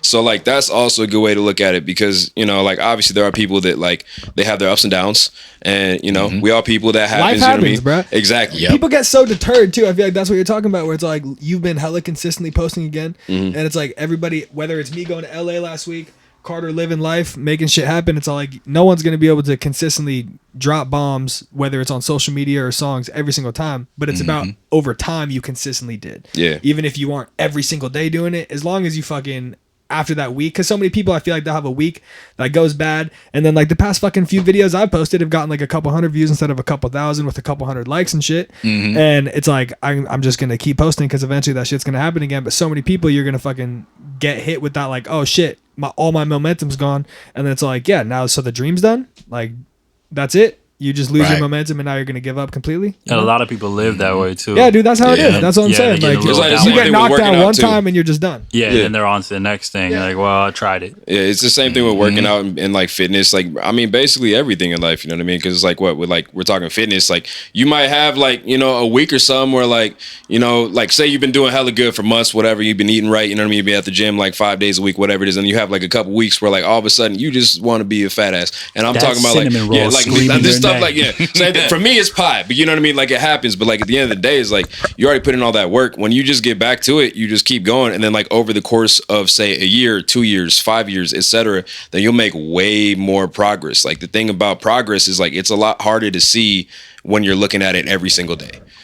Or like if you just keep doing whatever you're doing, keep your nose to the grindstone, and then like after like a month, a year, like 2 years, etc., you look back, you can be like, holy shit, like I came all this way. That macro. Like what the hell? Like, Yeah, it really is consistency at the end of the day. Yeah. I mean, dude, the most talented people, if you don't put in work, like the person who's consistent versus the person who's the most talented is gonna beat out the person who's the most talented every single day. Well, that's another thing too. If you're fucking putting in the work every single day versus the person who's naturally There's more so talented many than talented you, people fuck you. that You're I've getting worked fucked. with that are just like stopped, you know? Yeah, and exactly, there's so bro. much natural talent. And that's that shit at the And- beginning where it's the music business. It's like Yeah. you can be a phenomenal musician, and if you don't put your shit out there, how is anyone gonna know you're a phenomenal musician? You could be the Right. next Yeah. Beethoven, and if you don't have the business mind to get your shit out there It's to the gonna right stay a people, hobby. all you're ever gonna be is some nobody who makes great music, which is fine if that's Which what is you want to fine. be. Yeah, There's exactly. nothing wrong with that. But if you want to be a musician and you're expecting just talent is enough, that's never been how it is for any art form ever. So get over that idea. Well, I mean, that's the thing too, is like you will never truly understand if you're talented or not until you truly put in the work to actually build up a base. And the reason I say that is like, obviously with music, it's a little bit different than with other things, because with music, like automatically, like, say you're talented at singing, you just sound good. You feel me? Like, that's not something you really had to. Some people, at least, you didn't really have to work for that. But at the end of the day, as far as how are you writing songs? Exactly. What's your music? Like Exactly. Britney Spears is ass at writing songs. And she Exactly. has a good voice, but There you she's go. ass at writing songs, dude. And that's another thing too, is like you could be good at writing songs if you put in the time, whether like you're talented or not, just by studying things and really like, you know, there's going to be trial and error. But then, like, for example, just like we were talking about with the whole marketing, is like the same thing. If you don't know how to write songs and then you blow up, somebody else is going to write your songs, and that's another chunk of your change that you got to give away to someone else. Ghostwriting. Yep.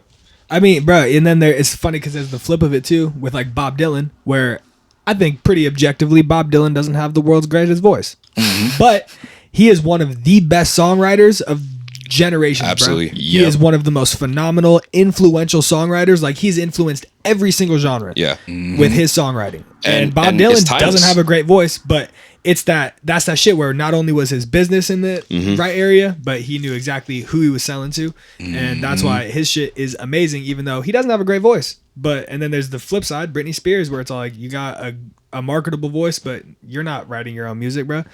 I mean, most of the superstar artists aren't writing their own music. And that's another thing too. It is a bag in writing for other people. There is a large bag that can be had for writing. Like, for example, like Joey Badass, like he made a fuck ton writing for other people. Even though, like, that's not to say he can't write for himself or he doesn't have fans. Joey Badass is a monster. But like at the end of the day, like, I don't remember how much it was. He made like $1 million in a year or something. I was seeing something like that just off of ghostwriting. Damn. You know what I mean? Like he wrote There's a bag in you know the song. I mean, same thing with Black. Yeah. Didn't he come up off ghostwriting? Black, so he wasn't Well, really making a bag at that So time. No, but he ghostwriting came is up off separate it. from, like, you could be signed to a label as a writer, and a lot of people, Yeah. like Yeah. Black is one of those, St. John is another one of those. There's a handful. They I don't remember who did what, but one of them wrote tracks for like Flo Rida, Yep. the other one That was for Black, like and then the St. other John one did for like, Usher. Usher, yeah, Yeah. exactly.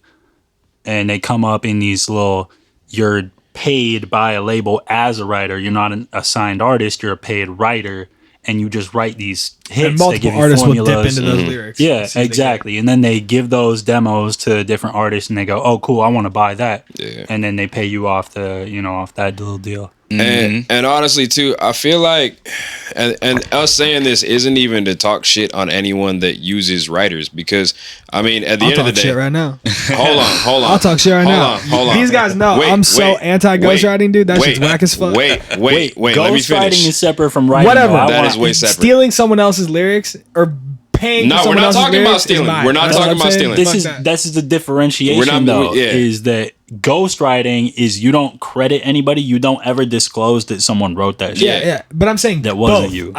I'm saying I disapprove of both. Okay, well That's what I'm saying. All right, well here's what I'm saying. I'm just saying, First of all, almost they're not every the same song thing. You're ever right. has Okay. multiple people listed on the and a Yeah. lot of times it's the artist as well as 5, 6, 7 other people, because if I'm in the room and you're working on something and I give you a little bar, writing credit. Yeah. Not So that only doesn't mean As that long- I wrote yeah. the whole song for you. I But know. if I helped with the process in any way, then a lot of times for major That labels, makes I'm more so For talking major about labels, at least, ghostwriting most of or the time, people who that's like I know a lot of artists don't write a lyric of their song. Okay. And it's not one of those things where it's like writing credit.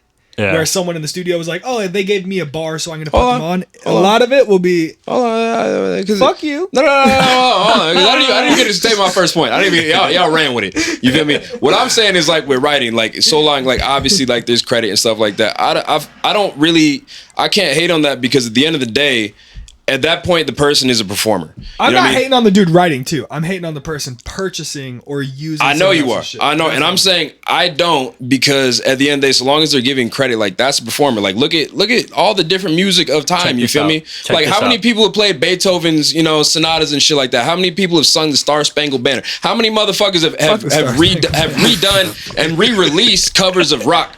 Like I know, like if, for example, like Mississippi Queen, there's like fucking 8 bands that have that exact same song on all streaming platforms. whack, Because you know how many Mississippi Queens there are? whack artist. There's a lot of them. I don't know how many Whack Mississippi artists. Queen there are. I assume there's more than 8. But like regardless, you feel me? And like the thing is like we look at that shit. Zepparella, or like that one band that literally their whole career is doing Led Zeppelin songs.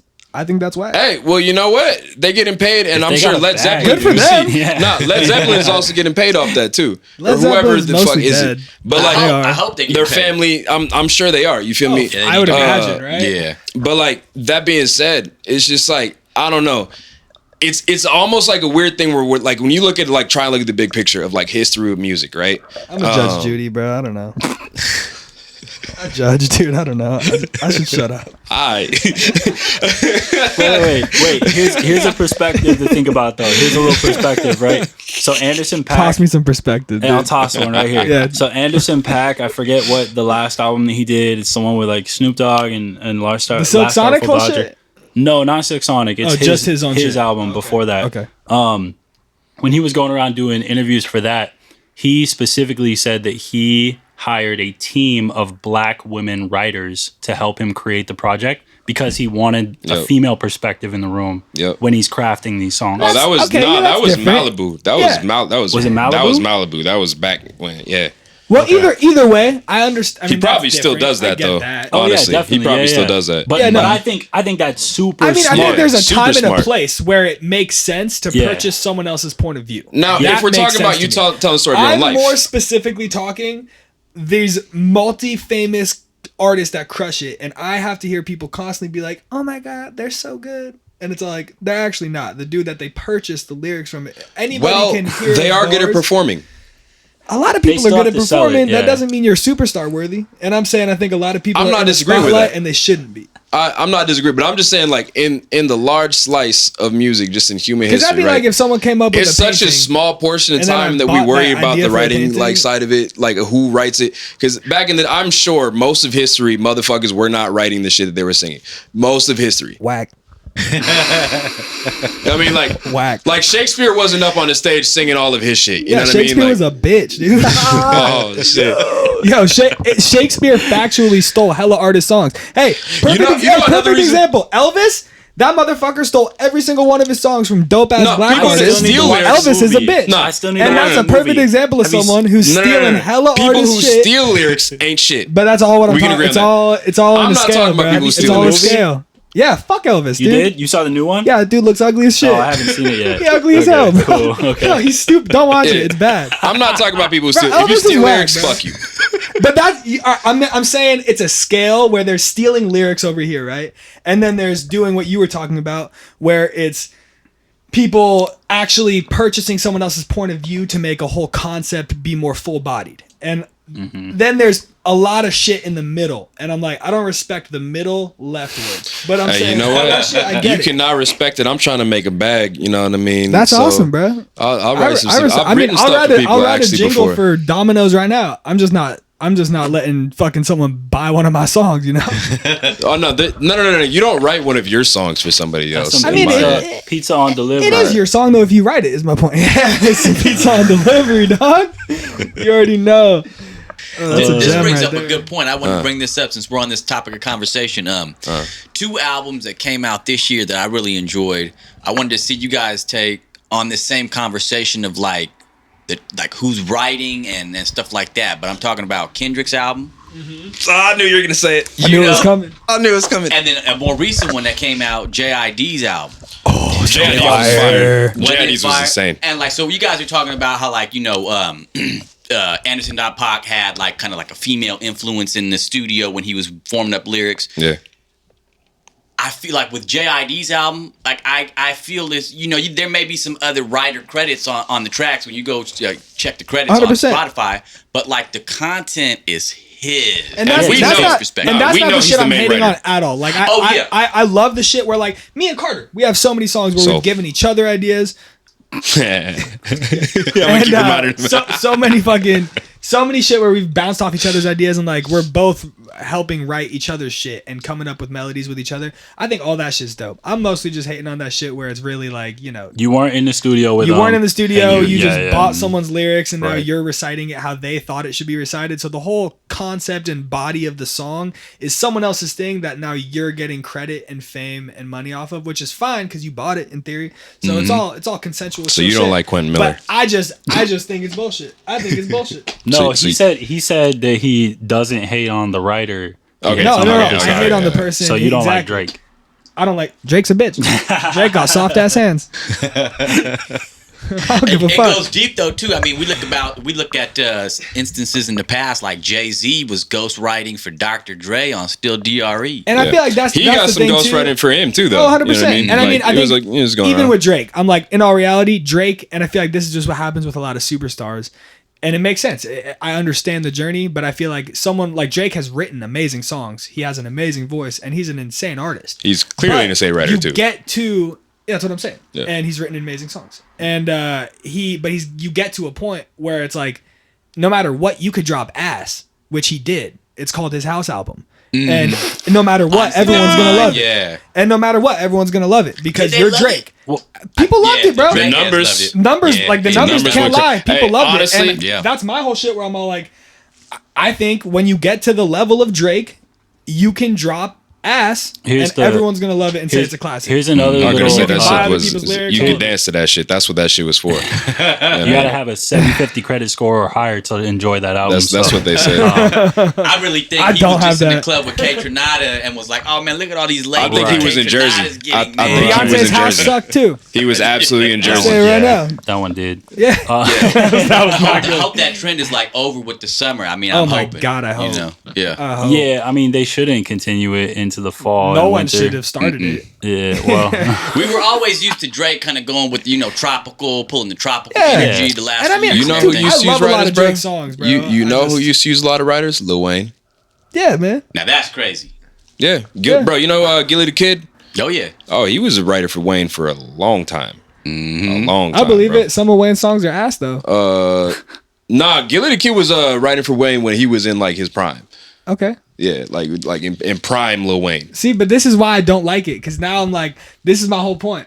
I don't know who this Gilly dude is. Yeah, but I probably like his songs, and that pisses me off. I should be liking Gilly's. This is my whole point. You know his social media. He's funny as fuck. He's a comedian. Oh, okay. Yeah, he's funny as fuck. Yeah, bald dude. All right, no, I know exactly who that is. Yeah. All right, I see now. This is my whole point. This is why I don't like how you can purchase other people's shit, because I want to appreciate Gilly for maybe writing like A Milli or whatever the fuck he wrote, right? I don't know which ones he wrote. I don't know that because Lil Wayne decided to make a song with someone else there, and I'm like, fuck, I want to. You know what I will say? It's the same thing with producers, bro.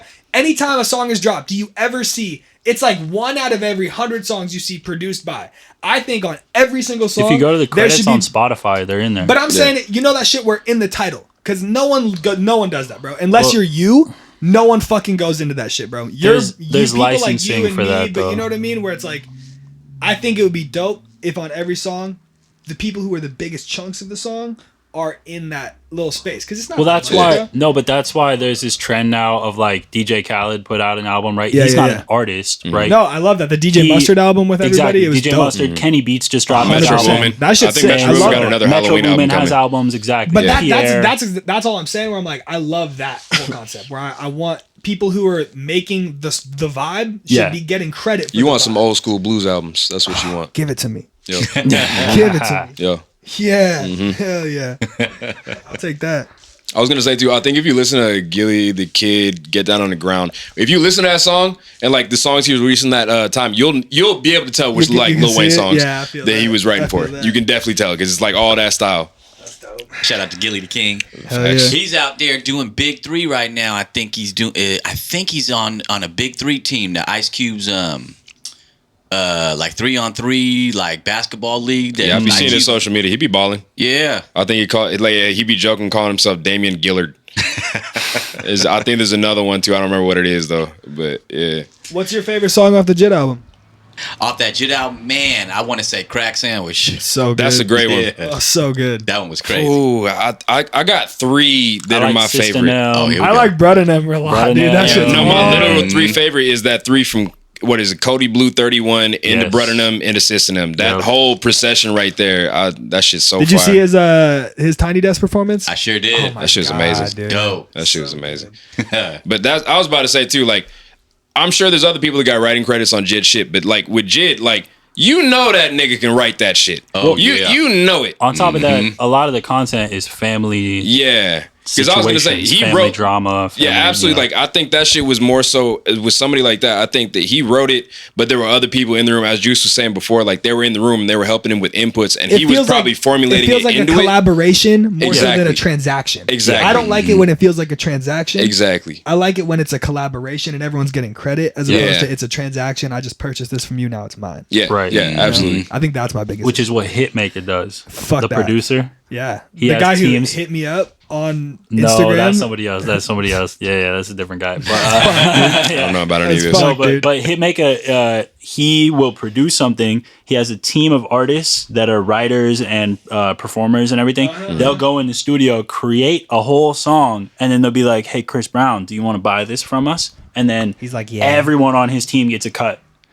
But he like shares that with his team of people. I But ain't mad at them for doing it's that. a business that way, though. I'm not you know? mad at them. No, Yeah. they getting that But bag if- for yeah, exactly. everybody. But they write hit songs and then they go, "Hey, Chris Brown, hey, whoever, Ty Dolla $ign, whatever, like, do you want to buy this?" And then that way you got this reference, you got the full rights to it. We came up with everything though. You don't have to put in any work, you don't have to put in any thought. That's really. so you could, cheap. You could customize So it cheap. to make it your own after the fact, right?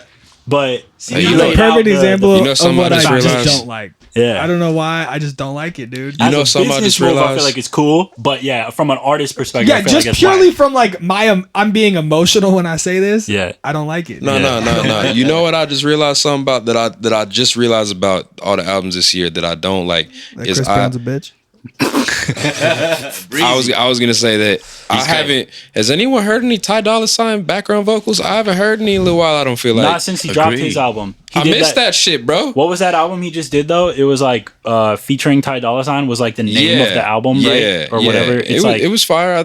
Was that the one that had like track 6 and shit like that? yeah. Yeah, no, that one was fire. Yeah. that one was definitely fire. But I feel Y'all be like fucking with after Ty he Dolla dropped $ign? that, he What? Y'all be fucking with Ty Dolla $ign? yo, he's you didn't so listen to that last talented, album. dog. You did not listen to that last I album, saw so I'm not him gonna hear I it. live. didn't. I That saw one, him live. that album is fire. Oh I shit! didn't. You've heard Hey. songs off that album, and you really fuck with them. I do? Yes, absolutely. Bro, I saw him. I'm here for it. I saw him live in like 2015 at a festival. Dude, he came out playing the bass, Lil singing, baby. killing the whole thing. I think he switched to guitar and was doing a solo and shit. Like, That motherfucker So he was on some musical as B.O.B. shit. dude, he's insane. Yeah. Okay. He's like one of the most talented dudes in that whole area. Like That's fire. he's I first crazy. heard him on that Beach House.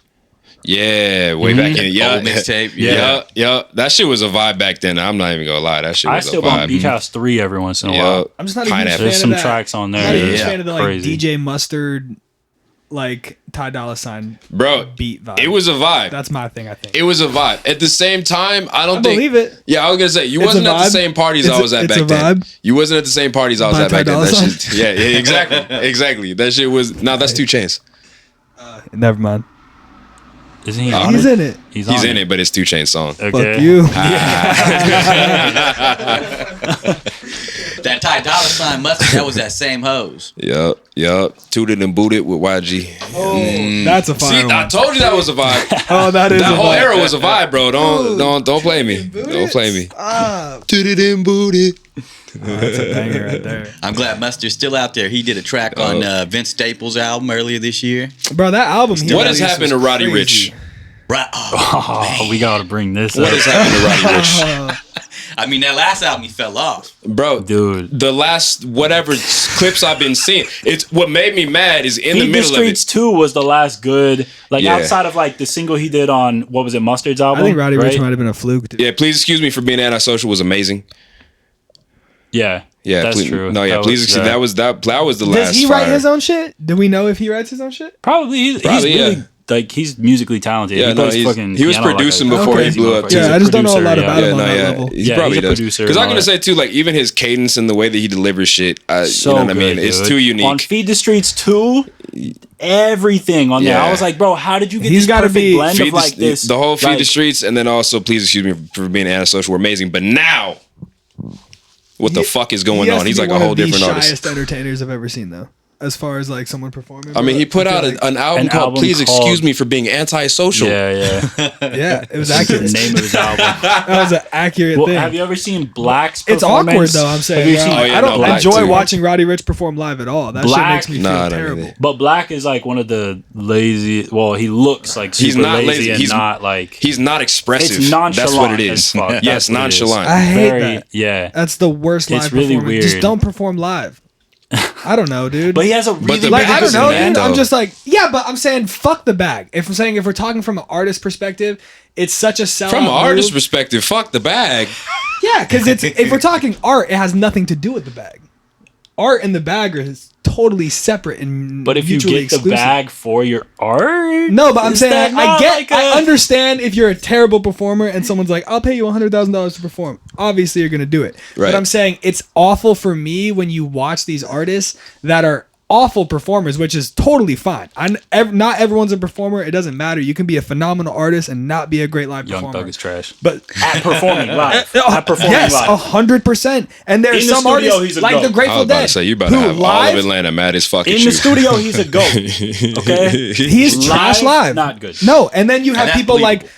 a lot of live artists who are almost better live because of the show they put on And than they are in like the studio. Smino, who actually is amazing in the studio, but live, that Ty motherfucker is Dolla or wow. Tory Lanez live, dude. Tory Lanez Yeah. live, insane, Yup. Tory. kills Yup. it. And then it's just hard for me when you see people where it's Also a like beast in the studio. you shouldn't even be performing because you kind of ruined the song for me. Because now I'm like, fuck, I thought of you as this charismatic person who makes this amazing music, and now you look like you hate your own music.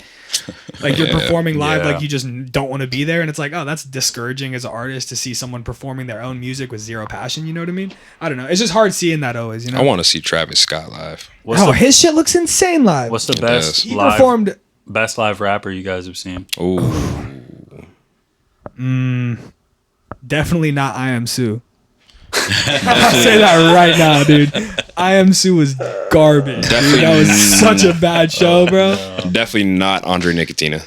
Also was fair. terrible. That's a Honestly, common that shit sentiment was around here. I gotta say, Tech Nine, one of the best live shows I've ever seen. Tech is very Insane good. energy, Tech is bro. very good. Chris Tech is Calico, very all good, them, bro. consistent. That shit is. Oh, Freddie Gibbs.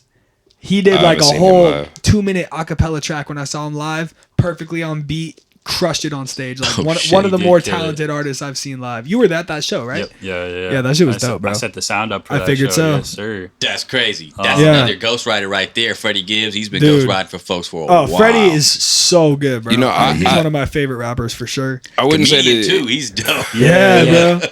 I don't know if I'd say it was the best, but that being said, I didn't know what to expect. I didn't expect bad, but I didn't know what to expect. But B.O.B. was actually fire live. I was Oh, yeah. I thought honest because He tore that shit up. bro, that was dope getting it open for him. But I'm like, B.O.B. I was in the like, sound I check, was like, seeing him that's in a- the sound check was The sound, gas. yeah, the sound check was Bro, Wow. I didn't think he was a good artist before I saw him perform live. I'm being honest, bro.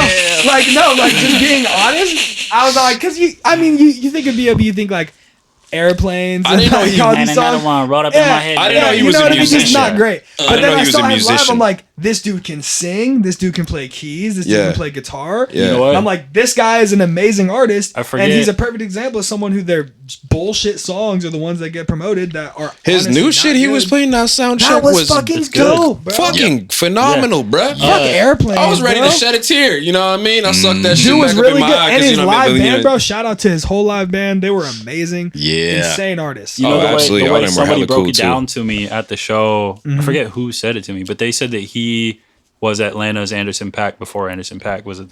I now that I've seen him yeah, live, I've seen that. I believe see that. it. Absolutely, Yep. I believe that. Yeah. I think the only difference that I would say is just like Anderson .Paak was able to blow up in that super like it's like In soulful that pimp lane. music. Yeah. Like yeah. I feel like that's what Anderson .Paak makes, and I love it. Because B.O.B. blew up off the club records. Yeah, exactly. So like obviously Yeah. he had to keep running that wave because you know if you don't keep running that wave, then the bag gonna dry up, and then what the fuck you gonna do? You back to square one. Yeah. You know what I mean? Yeah. Fuck that. Fuck that. Yeah, no, I was blown dope. away by that dude's live shit. Like I said, I was not expecting much, and that was dope. Scarface Honestly, was really I know, dope live. I know also. both of y'all hate True. Burner, but Burner was dope live. Burner was trash. Get the fuck you out. and fuck you, Burner was dope live, bro. That's in my bottom 5 live performers. Be Real, who was with him, was dope. Yeah. Burner was trash. Every time I've seen Be Real, he's been solid. Yeah, Be Real fucking killed it. Yeah. You're not gonna sit here and say that Be Real didn't kill it. No, I'm saying Burner killed it. Burner's also Burner's producer killed it. No, he was good live. No. Bro, he was good live. All right, you can take that Here, opinion. I'll take that to the grave. Let me give dude. you a little analogy. Y'all just don't like Burner, but if you liked Burner, he sounds exactly like how he does. If you sound exactly like how your track does live, that's a good performance, bro. Y'all just don't like how his track sounds. His energy was trash too. That's debatable. He's obese. You expect this man to fucking jump Bro, around? look at Action Bronson videos. I've never been to one, but I'm seeing like every time Action I see Bronson does he's skinnier now. cocaine. He's skinnier now. Whatever, bro. I don't know what the fuck that Burner does. smokes weed and he's like morbidly obese, dude. That's not my fault. I don't expect him That's to be not jumping my around fault. stage. That's not my fault. It's not my If fault. Action Bronson was obese as fuck and was tearing the fuck up out of whatever stage he was on, Does Action Bronson perform well? bro, every video I I've was gonna seen, say I don't even know if he's good. every video I've seen, 2018 with Was The it dope? Alchemist. It was actually pretty That's dope. sick. Fire. That's dope as because I was fuck. gonna say every video I've He's seen, he's funny, going too. nuts. Oh, he's great. I love Action Bronson, Yeah, bro. yeah, he's a His great Fuck That's dude. Delicious show I would is love so to see good. him live. Yeah. Oh, 100%. But you see my point now. So my point is proven. He was obese as fuck, especially when you said 2018. I'm He was not obese as fuck. I'm saying And he was jumping around that fucker. All right. Hey, so look. Audibly, Burner sounded good live. If you like his type of music. Okay, I will but- say that his voice sounded crisp. There you go. That's all I want. All right. That's all I want. I can die happy So the now. engineers were good. Yes. Yeah. Yes. Yeah. I like Burner. I just don't know if I could sit through like watching him live. Like that's not a live vibe. Yeah. No. See, that was my thing. No. That was my thing. Most people don't like Burner, but I do. Okay, so I don't like- hate Burner. So I do like- not hate Burner. So out of successful Y'all hate rappers, Burner. don't hate who him. have done anything that like He's a mogul, have bro. done anything. No, a so fucking- check He this out. is. This is where I'm going. Okay. Okay, where are you going with it? Nav Where is it? Shut the fuck up. No. is no, on my, no. is on my Nav? Nav is in like my bottom 3 of all time successful rappers. He's the worst. Right? All right. And Burner live is in the same ranking. Ooh. Wow, that's harsh. Yeah. Yeah. I've never seen Nav Hey, live. I don't Nav's imagine a it's really good. nice guy apparently in person, dude. No, it can't No, be. I heard. That's I saw a impossible. video on it the That's other day. impossible. Apparently, he's really nice. That's not possible. Just because TMZ makes him sick, it doesn't mean he can't be a nice guy, dude. you know about this article? Oh, that shit Did you see that insane, article man. where it was like It's honestly what, like gross. 2018 or 19 Some or shit something like like that, bro. where he was talking about like when he hops out of his Lambo When he truck, hops out of his Lambo truck with all his his designer jewelry on. on and all his designer stuff, and like the paparazzis don't take any pictures of him, it makes him sick. Yeah. Nav Like, it's said honestly this. disgusting that Nav TMZ said isn't this, taking dude. photos of me when I hop out of my Lambo truck. Oh, And it's like, man. that's embarrassing, dude. Don't say that. Bro, I want to Yeah, see that's Tyler living the it Creator too hard. live. That shit looks nuts. I saw him live, How was that? 2015. Oh, bro, It was he's crazy. he's seen some motherfuckers. That's why I want to see what he says. Cause Dude, Tyler honestly, is literally one of the best performers. Like, Shit, here, just straight up, bro. It was right after Cherry Bomb dropped. What y'all feel about Playboy Cardi? his show would be lit as fuck. Oh, I'll get behind that. Yeah, His show would be lit as fuck. Not because of him, though. It would be. because of the beats. His energy, yes. Because of the Just the people in the beats crowd. and his yeah. energy. Literally, the beats and his energy the would do. Because energy. honestly, Yeah. he's probably turned the fuck up too. He's probably the worst rapper ever. I don't know about that. No, Nah, I don't nah. know, dude. No! Nav is not worse than Play. I just did a whole fucking Playboy Cardi song, dude. Nav is worse. No, Nah. dude. Now it's gotta Nah, be because worse. see, here's No, the thing. Here's the thing. dude, The thing I've noticed about Playboy Cardi is that one, he makes amazing background music. Two, is that he will be saying a lot of not shit stuff, and then randomly he'll throw in some shit that's like hard as fuck with like what he said, like Dude, random as fuck. Nav's had a couple you won't bars. expect it. Nav has had a couple Nah. bars. In his lifetime, I'm not saying a lot. I'm not Okay, going I'm to saying, say like, every song, Playboy Cardi throws in some many bars as Playboy Cardi. No, every song Playboy Cardi throws in at least a little procession of bars. There's actually like it's not like super skill, but it's like some shit where it's like I It's so fuck with bad. that. You know what I mean? But Playboy like Cardi's Nav, got to be as bad as Nav. nah, I'm not Playboy gonna say Cardi's he's better than Nav. better. Playboy One Cardi's better of than my Nav. favorite Playboy Cardi songs, he goes, and I feel like dying. Dude, that was, you know what that wasn't? That's it. A bar. That's a bar, bro. That wasn't a bar. Come on, dude. If there's one thing that was not, it was a bar. How y'all dude. feel about Yeet? I don't know what he's saying, never but heard it's it cool. for real. You don't know what he's saying? I've never heard him for real. No, Yeet. he's the same. Yeah. You still how many conversations have we had about Yeet and you still haven't listened to one Yeet song? Bro, Eli, don't you sent look me people Yeet up. songs. You When? have sent us Yeet songs in the group chat, you motherfucker. Songs, dude.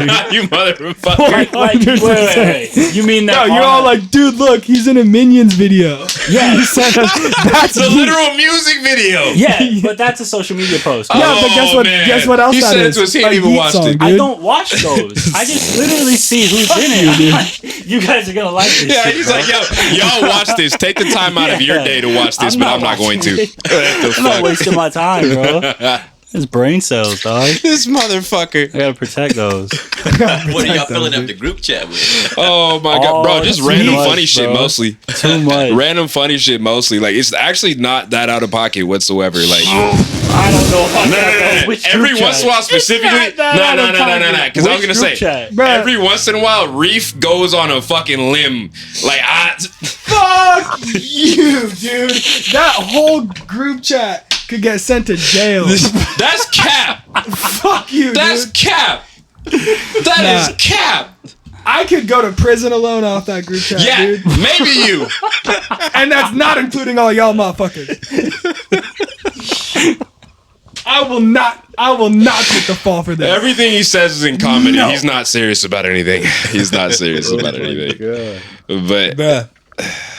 Man. it'd be know, some dude. funny shit for sure.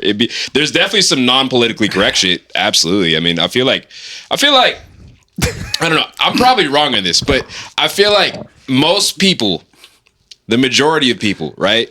They have some group chat in which you they are going not with this? politically correct. That's all I'm going with it. That's all I'm going with. Don't play me.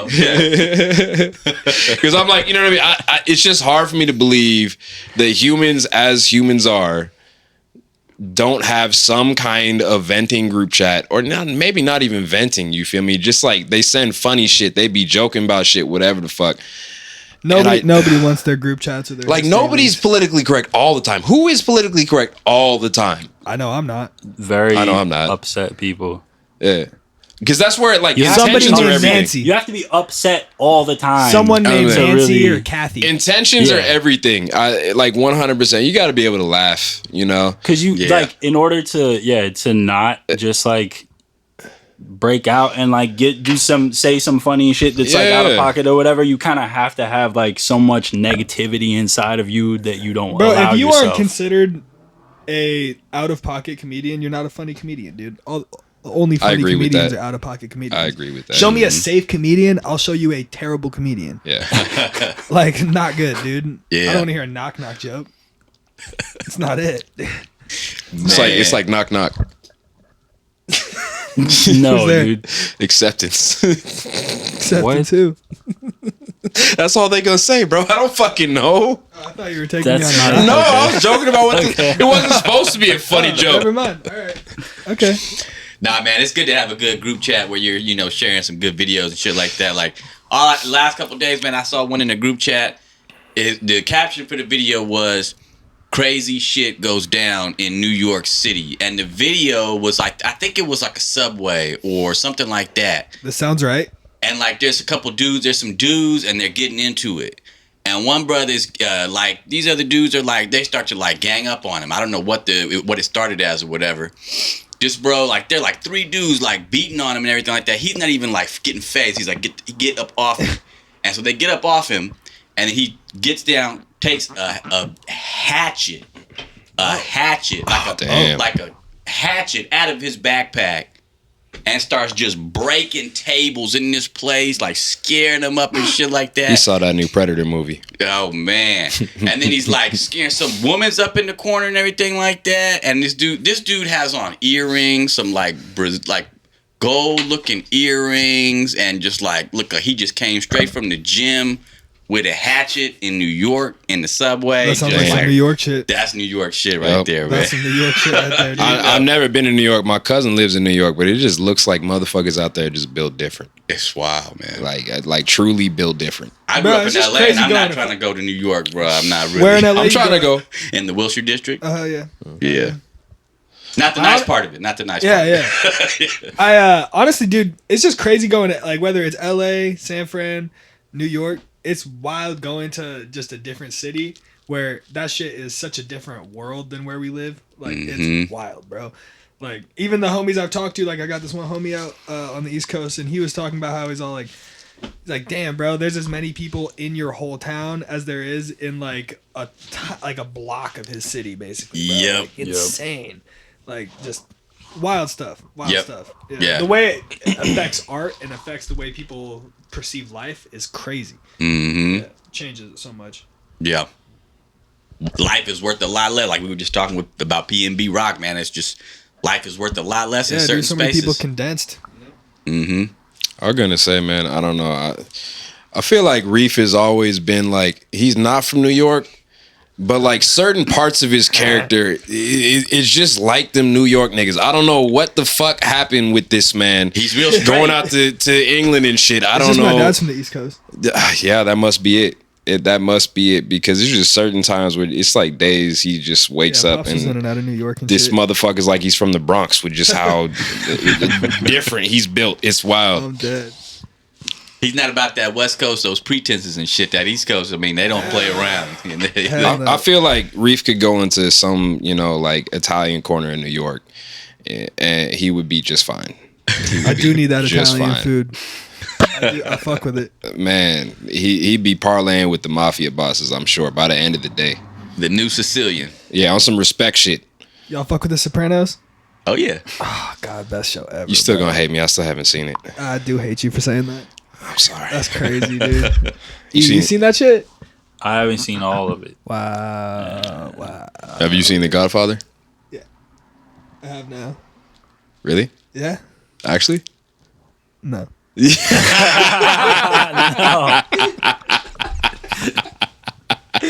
right, that we shit. equaled out though. Yeah. We good. Oh, man, fellas. Hey, this was dope. I want to say, like, this last half of this podcast, this is what people are going to be really interested in. Yeah, man. Real off the cuff. I really appreciate it, y'all. Yeah, fun Hey, we shit, appreciate dude. you, man. Thanks for having us Definitely. on. Absolutely. Thank you for having me to your dope studio. Anybody in Humboldt County, you guys need to follow We Are City Hippie. Follow Soli, follow Reeph, follow JUiCE, and come out to this studio and record. Let me tell you what, this is a dope spot. Hell yeah, Absolutely. bro. Thank you, man. And JUiCE will get you sounding right. He will. No cap. No Yeah. cap. He really will get you sounding right. He's a motherfucking wizard. Yes, sir. Pineapple That's juice. what's up. We need that in Humboldt County. We need that Yep. level of quality. Exactly. You know? 100%, dude. Right. Choosing local music. That's why I'm out here building it. And honestly, he can do beyond just music. He could do music. He could do, if you wanted to like voice act and narrate a book, he could do that. You know what I mean? He could do podcasts, any kind of audio. Dead ass. Yes, sir. That's what's up. Heck yeah. Well, thanks, y'all. You guys are welcome to come back on this podcast anytime when you guys are about to drop, if you guys do a project, let me know. You guys can come back on, we'll let it out there for the people. Definitely. Hell yeah, bro. Appreciate you, man. I'm sure we'll do it again. That's what's dope. up. All right, yeah. y'all. Thanks, fellas. Sir, thank you.